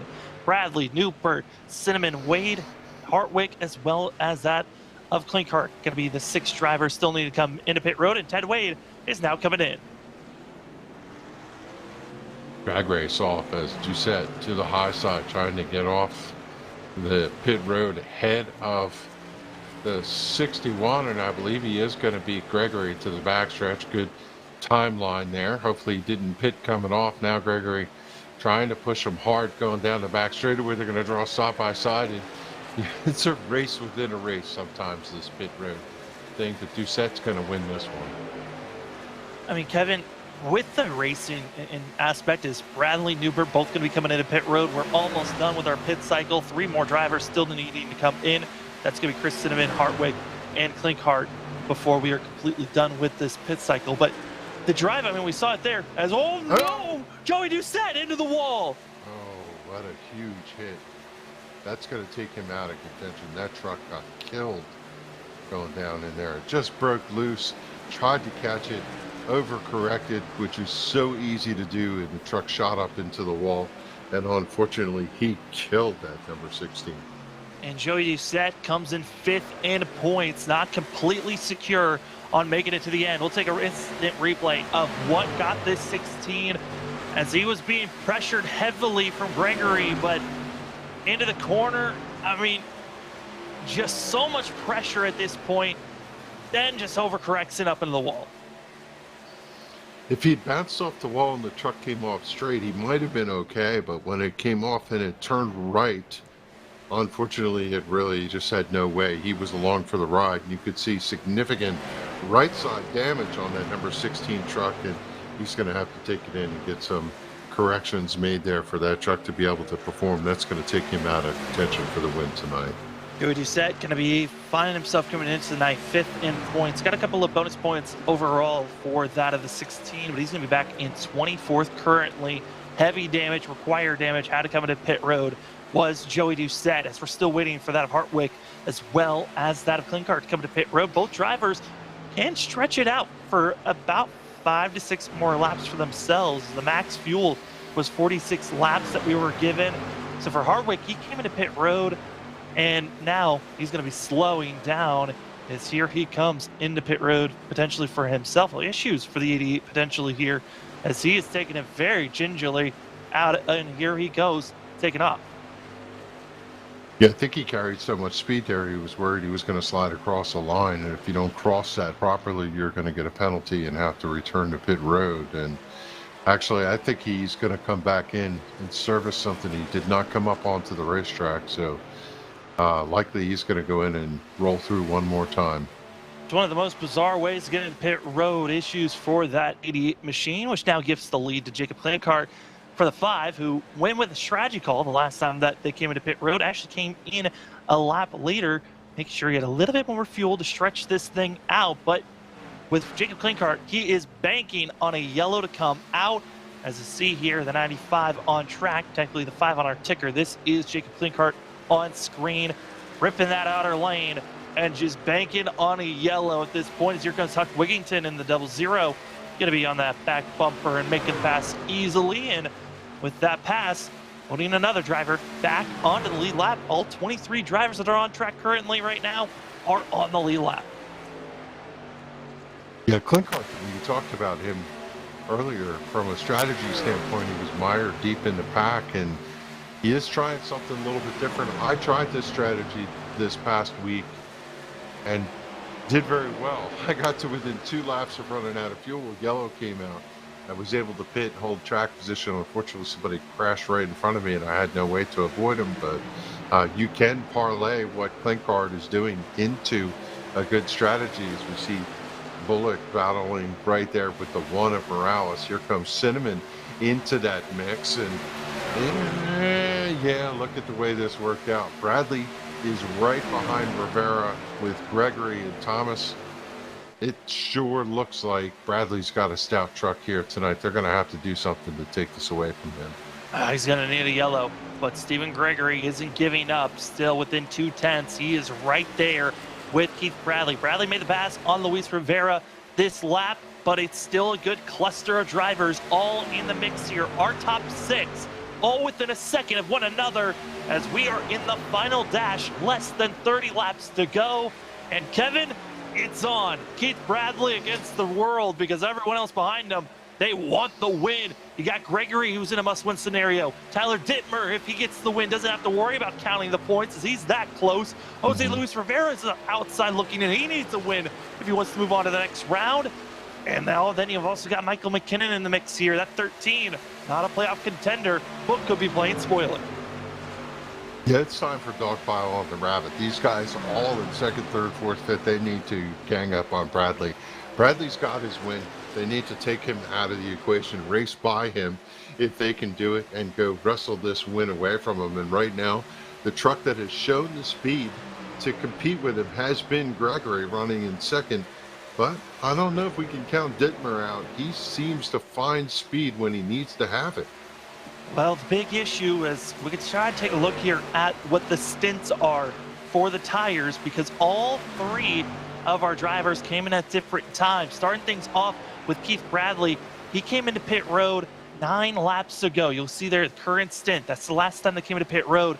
He came in the latest of all the drivers. 11 laps ago was Stephen Gregory. Tyler Dittmer going to be a similar stage of 11 laps ago. So the tire advantage goes to the 29, and this is the worst case scenario, is when you come in early, you'll lose too much time, and you're not able to capitalize with that fresher rubber. Got a couple of people watching us on YouTube here, channeling a little love for Jason Morales, for Adam Cantwell, and a couple other drivers trying to see where they're at. You look on the ticker and you can keep up with where everybody's running right now, as we show Tyler Dittmer, who's currently running in third. And as much as you want to run hard, Sam, chase the driver down and see if you could wrestle the win, you do have to remember that as long as that stint was when we came into this stage, you have to repeat it again. So you have to pace yourself. But right now, looks like Bradley's trying to drive away and sneak away and get the win here, as he's driving away from Gregory. That is certainly what he is doing right now. And, looking at our ticker and where drivers are right in this current moment, got to give major props to Ted Wade. Up to 10th place is that 2, who had so many big issues for himself. Certainly is starting to fade away for himself at the moment. But overall, looking good for the 2, who was already locked in after his win last week at Talladega. But just a momentum carrying type of a night for himself. So as we watch this race progress, we know that there's one thing that changes everything. A caution somewhere along the line is going to give everybody a fresh set of tires and put them all right nose to tail for a quick stint to the finish. So we just have to be patient and see how this plays. And there's still drivers hustling. You see the 4 down there on the apron, comes up to the racetrack down underneath the inside. He's got Chris Cinnamon right there, Rivera's right there, 23 of Thomas is right in that mix. And yeah, they're still wrestling for positions. Still wrestling for every position for themselves. And a driver that needs to be wrestling and taking every position possible are these drivers up front. Adam Newbert comes into the night 14th in points, a must-win scenario for himself. Same for that of Stephen Gregory. Not enough drivers showed up here tonight for points to be grabbed fully, as we are down to just 22 drivers still out on track, only 20 of them on the lead lap, but we still got a good collection of drivers that could be going a lap down and could be factors of lap traffic. Dana Shepard, Wigington, Eric Zimmerman, drivers for our leaders of Keith Bradley, gonna have to watch out for. I look at the complexion of this racetrack, and I said before, it races a little bit like Richmond, where we're going next week. You got this long, sloping curve front straightaway with progressive banking, and you see drivers running the high side, which is where we're going to go when we get to Darlington the following week. So if you look at the way this field runs here, whoever's running well here tonight, it bodes well for them if they can get into that top group to push their way into the Final Four for the next couple races. Certainly are, as we're right on board and watching that at 17 at Brandon Bullock, 14th place runner at the moment.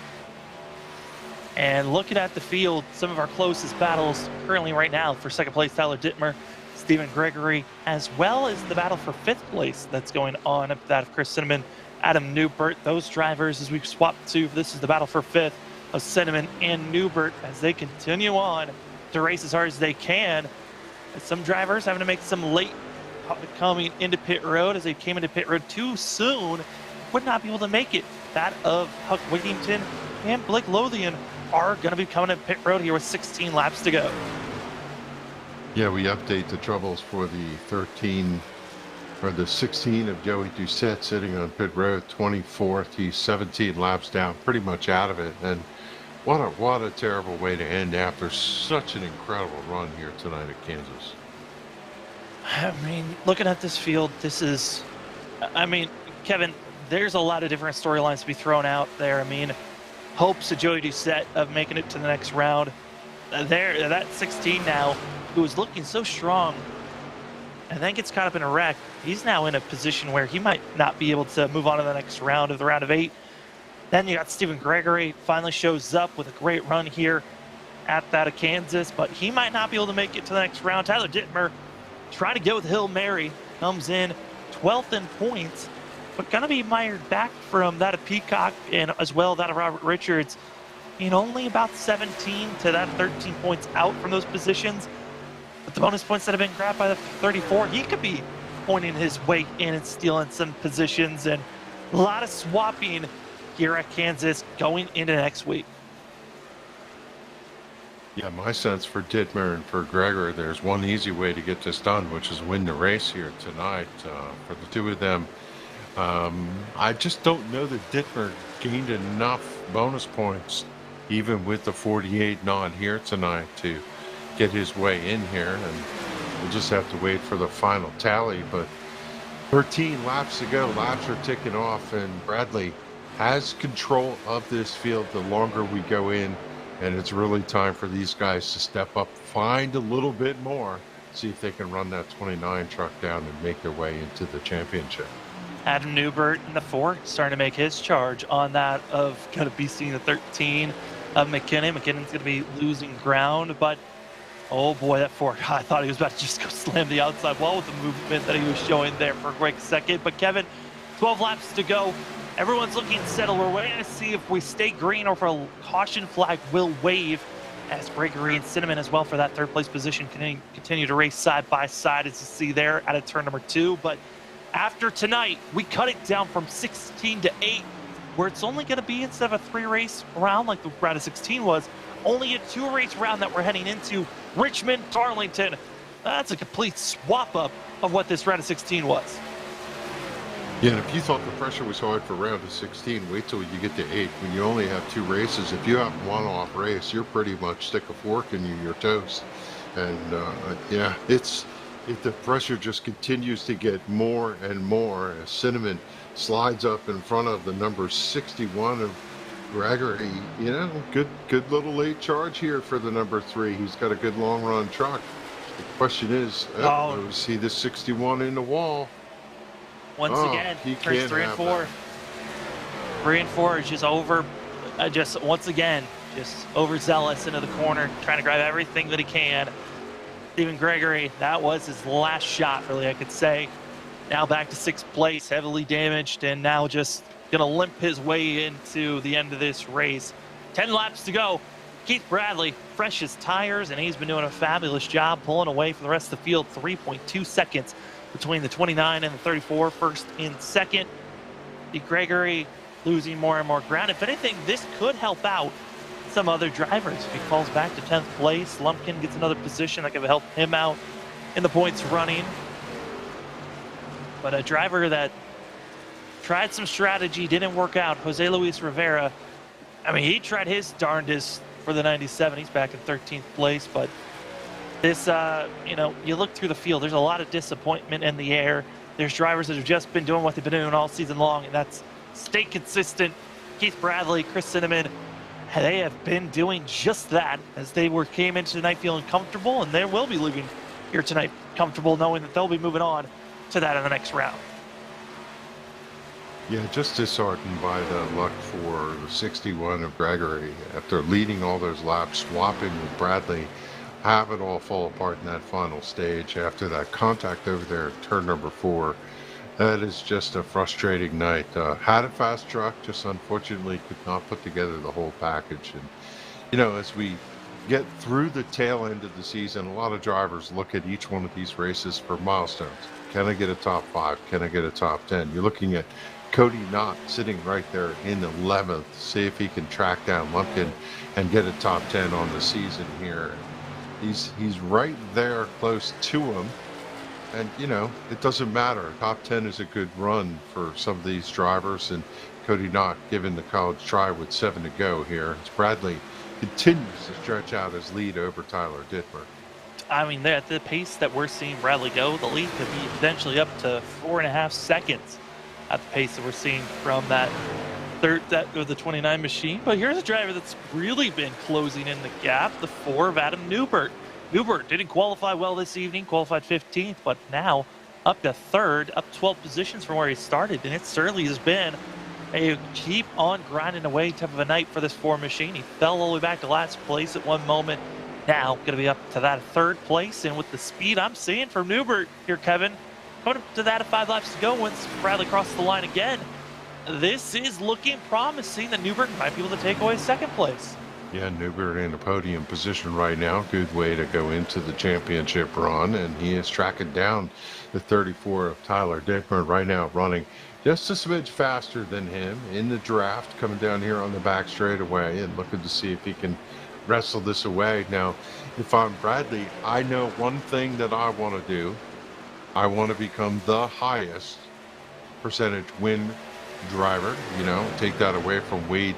And I want to run these last laps clean and not see a caution right now. He just wants 4 laps to go. His 5 fingers were out just a second ago, and he's working 4 to go.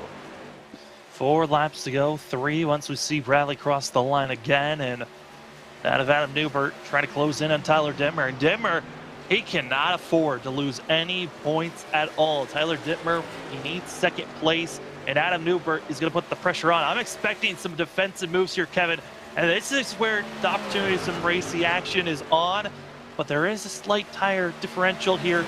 2-lap pressure tires goes to the 4, and I think he's been protecting those tires a lot better than Dittmer has for the past 10 laps. Yeah, impressive run off of turn number 4, impressive run down the back straightaway, and way to carry that speed out of turn number 2. It's hard to make that charge down there on the bottom. Sometimes the truck just does not want to turn up off the corner, and the 4 right now is set sail, and he's going to take over that position with 3 to go as they cross the stripe. Adam Newbert looking in the bridesmaid. Now the question is, does he see any debris or something on the racetrack where he can have a caution? Caution anywhere? Are we going to see one? I mean, I know a lot of the drivers further back, they've been just harping on wanting a caution, but it just never came out. But 2 laps to go and running through 3 and 4. We'll go back to that battle at some point and see if Newbert, Dittmer, and Cinnamon, where they lie. But we got to see this driver dominant since he came into pit road, and the timing was perfect. White flag is in the air for that of Keith Bradley. And what a run for this 29. Trying to become the most winningest driver this season. He certainly is the most winningest of all time here at the NASRA Triple M Pulling Truck Series. And for Keith Bradley, trying to go, and he will do it if he keeps this truck clean through 3 and 4. That of Keith, the Animal Bradley, out of turn number 4. Gonna win 2 out of the 3 races here for the Sweet 16. The most momentum goes to that of Keith Bradley. Yeah, just pretty much had him covered tonight. He had so much challenge there from the 61 for a period of time, but in the long run, on the final stage, nobody had anything for him. And kudos to Adam Newberg, probably one of his best races of the season, up 13 positions from his starting position to get a podium second, and another good run for Tyler Dittmer, who needed it. Such heartbreak for a couple of these drivers, and in a moment, we'll try and see if we could figure out the points and figure out who made their way through. But certainly a lot of drivers breathing a sigh of relief to head to Richmond next week. Yeah, there's a high likelihood that we will not know the official points until we go into next week. We'll try to make sure that we've got that information by the end of the night of this broadcast, but we will not 100% promise that, as we will wait and see. But what a run for Keith Bradley. This 29 got the lead, had a couple of great duels between himself and Ted Wade, had great ones with Joey Doucette, best moments between himself and Gregory. But then, after this past green flag pit stop, it was all Keith Bradley getting a lead position and never looked back. Now burning it down here at Kansas. Congratulations to the 29, winning that of the Hoopties 200 here at Kansas for the last race of the Sweet 16. And for sure, after his first win at Iowa, this second win here at that of Kansas for the Sweet 16, locked in. And Kevin, I would say, are probably the driver to watch out for to win this championship this season. Yeah, no doubt the tag team of Bradley and Wade going into next week are going to be the two to watch, but they got two more races to get through. Can't pin anything on their chest yet, as Bradley burning them down here on the front straightaway. And yeah, I think he's going to be rather excited when we get to talk to him. Well, let's take a look here at our unofficial racing results as Bradley Bergens is down behind. You'll see that 29 having some fun in the background, but it's Keith Bradley getting the win, as well as Adam Newberg in second. Tyler Dittmer going to get third. We'll talk to our top three in our post-race show right after this, with Chris Cinnamon in fourth, that of Michael McKinnon going to be in fifth, with Stephen Gregory. What a strong run, but disappointment will not move on to the next round is the 61 in sixth place. Stephen Thomas, he'll move on to the next round. Great points day for Stephen Thomas, with that of Jason Morales, as well as Ted Wade and Justin Lumpkin can be your top 10. It's 11th place tonight for Cody Knott. Adam Canwell slots in 12th. Jose Luis Rivera comes home 13th. And Bullock 14th. James D. Morris in the 47 finished 15th. 16th for Devin Painter. Zach Hartwick continued on to 17th. 18th tonight for Dana Shepard. Jacob Klinkard from the back of the field to 19th tonight. Blake Lothian a quiet 20th in the number 59.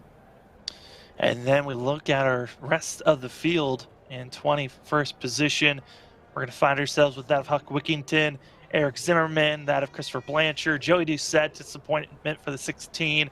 He's crossing his fingers that he had enough bonus points to move on to the next round. Taylor Peacock, who did not have enough bonus points, he most likely will not move on to the next round, with Keith Haney and Torrey Thompson going to be your 27 drivers here this evening. Well, we're going to step aside for a quick moment. When we come back, post-race show, we'll talk to our top three.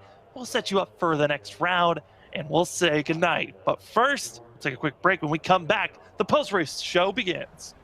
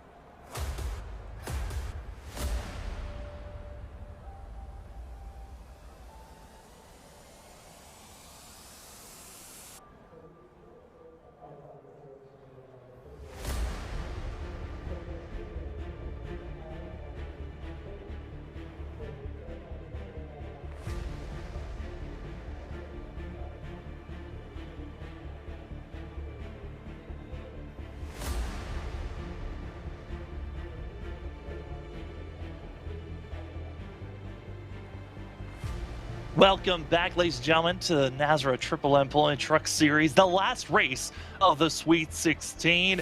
as we got to see Keith the Animal Bradley dominate there late. But first, we're going to talk to our other two competitors behind him before we get to our butt kicker victory lane. We'll start things off with Tyler Dittmer in the 34. Tyler, great run for yourself. Top 3 finish for the 34 machine. But man, tell us your point of view there in that final stretch, trying to gain every point possible there late. I mean, the car was just so done. I wanted to pit with the group, and pit cycles got weird because people jumped in, I think, as soon as they could make it to the end, and I was just... It was just a weird situation to be in. I burnt my stuff up getting by Thomas and a couple other guys, and it kind of came back to bite me in the end. So, you know, you can't always finish the way you want, but you just got to do what you can with what you have. And I mean, Adam drove a great race to get by me, and I was able to hold off Cinnamon at least to keep the podium. So, we'll take what we can get. Tyler, talk a little bit about the balance of running hard on the restart to get positions when they were available and trying to figure out how to be there in the long run. Yeah, so the outside, if you ran the outside, which is obviously going to save you in the long run, it really burnt up your right rear with how loose the trucks were. And if you ran the bottom, it burned up that right front. So it was kind of just finding a way to keep your right front and right rear balanced almost on wear. And I had to do that just by jumping to the bottom a couple times. And I think I was probably more competitive with Keith and the others on the short to medium run, but in that long run, you know, it's what happens when you don't practice at all. You just hop in and do a qualifying session. So, you know, take what we get. Well, Tyler, a very strong run, like we said, this evening for yourself of the 34. Third place finish here tonight. We're still crossing our fingers and waiting for the points to come in to see if you'll be moving on to the next round. It was looking like it was going to be very close for yourself, but before we let you go, the floor is yours for any shout-outs. Yeah, I'd like to thank, actually, I was working with, sadly not my Mission 1 esports team is here tonight, but I appreciate Mojo Motorsports for helping me out a little bit tonight. And then, obviously, just the way the playoffs work, it's whatever happens. Lizard Works Racing family and friends, appreciate all they do. Unfortunately, I'll miss actually both round of 8 races, so I got to talk to Keith about probably giving, if I like the 8th guy, giving the 9th guy the spot. I will figure it out, but yeah. Duty calls, you know, it just happens, but appreciate you guys what you do, and get to the other 2. Well, thank you for showing off here tonight and putting on a great show for us to cover there, Tyler. And if you don't move on to the next round, we certainly have. It's been awesome to watch you race throughout this season. That's going to be Tyler Dittmer in the 34, third place finish for himself. We now move to second place where we got that of Adam Newbert in the 4. One of our biggest movers of the night, actually is the biggest mover of the night, up 13 positions from where he qualified. Adam, you were kind of under the radar from our perspective for most of the night, but you finished second. What a great charge for yourself there late. But what was that final pit stop? What were you thinking, and what else could you try to change up to try to go after that of Bradley? Yeah, honestly, second place is a little disappointing. I think it was going to take a win to move on to the next round, especially since the first 2 races of this round we were caught up in wrecks that weren't our fault, which is very unfortunate.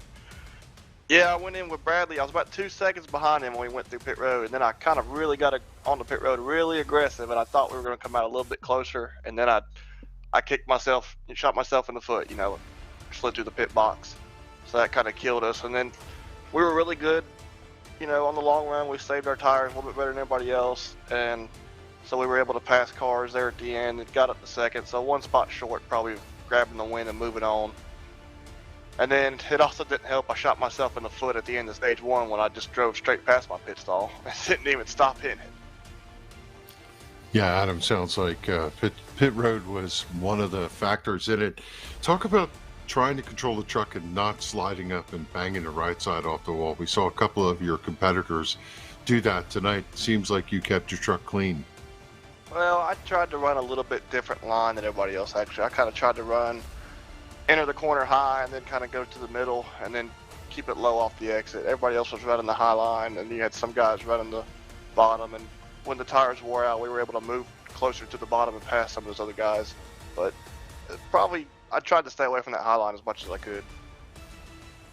Adam, it certainly has been a great season watching you try to come and fight through all the struggles in this round. Certainly was one. I believe, yes, you were in a must-win scenario coming into this night, especially with the amount of drivers that showed up. Coming away second, still a strong run. How is this going to be helping momentum-wise for yourself, though, and going into these final 3 races of the season? Well, we'll just try to finish out the season strong. I think next week I'm going to end up going to the beach if we don't make the playoffs, so maybe that'll be all right there. But we're just going to try to finish the season strong. You know, we finished 3rd in the regular season in points, and then a lot of it was, it seemed like if we weren't finishing up front, we were wrecking out, and it was usually most of the time we got caught up in some bad luck incidents. So it's been a fight all season long, so it's been a fun one though. Yeah, second place finish here tonight, still a strong run, and we'll wait how the points lie. As Adam, before we let you go, the floor is yours for any shout-outs. Yeah, man, I'm going to thank Sick With It Motorsports, Jeff Sickles, man. I couldn't do this without him. He does a lot for me and the team. I got to thank Millie's Landing, Millie's Restaurant, Maker's Barbershop, A's Lawn and Landscaping. Thank Brady and Michael and Keith for running the league. I mean, it's a great, fun league to race in. And thank y'all at LSRTV, man. It's been a great season. That's going to be Adam Newbert in the 4, coming away with a 2nd place finish this evening. Either going to be on a beach vacation or racing, but with either one of those, good luck having that time, Adam. Appreciate it, guys.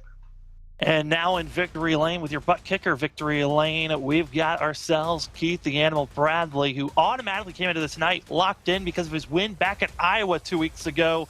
Well, why not double down in the round of 16 as Keith, I mean, you certainly had to fend off some heavy contenders here this evening, and you come away with the win by a dominating 4 seconds over the rest of the field. I mean, give us your perspective of making that decision of when to come into pit road. My plan was to run the whole tank out of fuel and then come in, and then the guys behind me started pitting. So I was like, well, I'll go a couple laps later and see if it plays out. If it does, it does. If it doesn't, it doesn't. We're locked in. So it played out perfect because I came out of pit road right in the middle of Stephen Thomas and them guys that were eventually going to be racing for the lead. So I was like, yep, we're in a good spot here.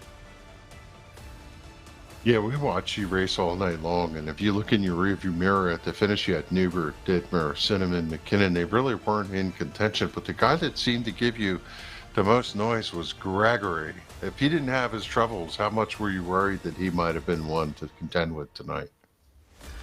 I think it'd probably be a little bit closer because if you remember in stage 2, we raced really hard that whole stage between me and him. And the first stage it was there, but it wasn't really there. I was really trying different things in stage 2 just to get ready for the long green flag run, which we ended up having. And I think if he didn't have his issues, it'd probably be a little different. Well, Keith, overall, you're looking strong. Best momentum going into that of the Elite 8. But before we let you go, the floor is yours for any shout-outs. Yeah, I want to thank John Hedrick over at Over the Top Designs, Racer Apparel, Abruzzi Racewear, Winter Circle Pizzeria, you guys for putting these broadcasts together for us every Friday night. I know we all appreciate it. And Brady with the NASRA and Michael McKinnon with Triple M Pulling and all my teammates. That's going to be that of Keith the Animal Bradley, winner once again this season, his 2nd of the Sweet 16. Congratulations on that, and good luck going into the next round. Thank you, Sam. Well, Kevin, 1 round down. We're still waiting for the official results of who's going to be moving on to the next round. We most likely won't have those numbers or who's in, who's out here this evening. We'll have that update next week when we start that round of 8 for the Elite 8 as we head to that of Richmond. But, Kevin, what a season it's been. 1 round down. What are some of your thoughts for this round as a whole? Yeah, this competition is just amazing. I'd love to see that different drivers stepping up and challenging. It means more and more drivers are in contention for this championship, and I can't wait to go to the next round. Richmond, going to be an outstanding race. Darlington, going to be just a knockdown brawl, such a hard racetrack, and you really have to be a driver's driver to be able to come out of that. We're going to head to Homestead with a good field of drivers competing for the championship. I'm ready for next week already. Next week certainly should be a brawl of short track racing like has been every short track I feel like we've gone to, Kevin. It has been a madhouse. You never know what you're going to get. Just like tonight. I mean, we never even had a caution. Your final thoughts of tonight's racing action? Yeah, I thought, the drivers showed a lot of acumen in running the top, running the bottom, finding speed where it was. And, unfortunately, a couple of them pushed it a little bit too hard, but I am impressed with how Bradley drove away. And I think he signals to the rest of the drivers that he wants a championship this season. Well, we knew coming in tonight, 2 drivers were locked in. Keith Bradley, Tyler Wade. We're still waiting on official confirmation. We will give you the official confirmation next week, as it's the same time like it's been every Friday for the last couple of months. It is NASRA Triple M Pulling Truck Series. 1 round down. The round of 16 is over. The round of 8 begins next week at Richmond. Cannot wait to give you that coverage. Remember, for myself, Sam Dyer, for Kevin England, for LSRTV Studios, thank you for joining for us here this evening. LTAC's coming to a conclusion here. If you want to see more racing action here this evening, move on over to LTAC. Say that NASRA, the crew brought you over, but if you are done with racing action here tonight, it's okay. We'll see you Monday, as it's going to be that of Sim 500 as well as that of the Northwest Cup Series racing action. But for tonight, thank you for joining us. Round 16's over.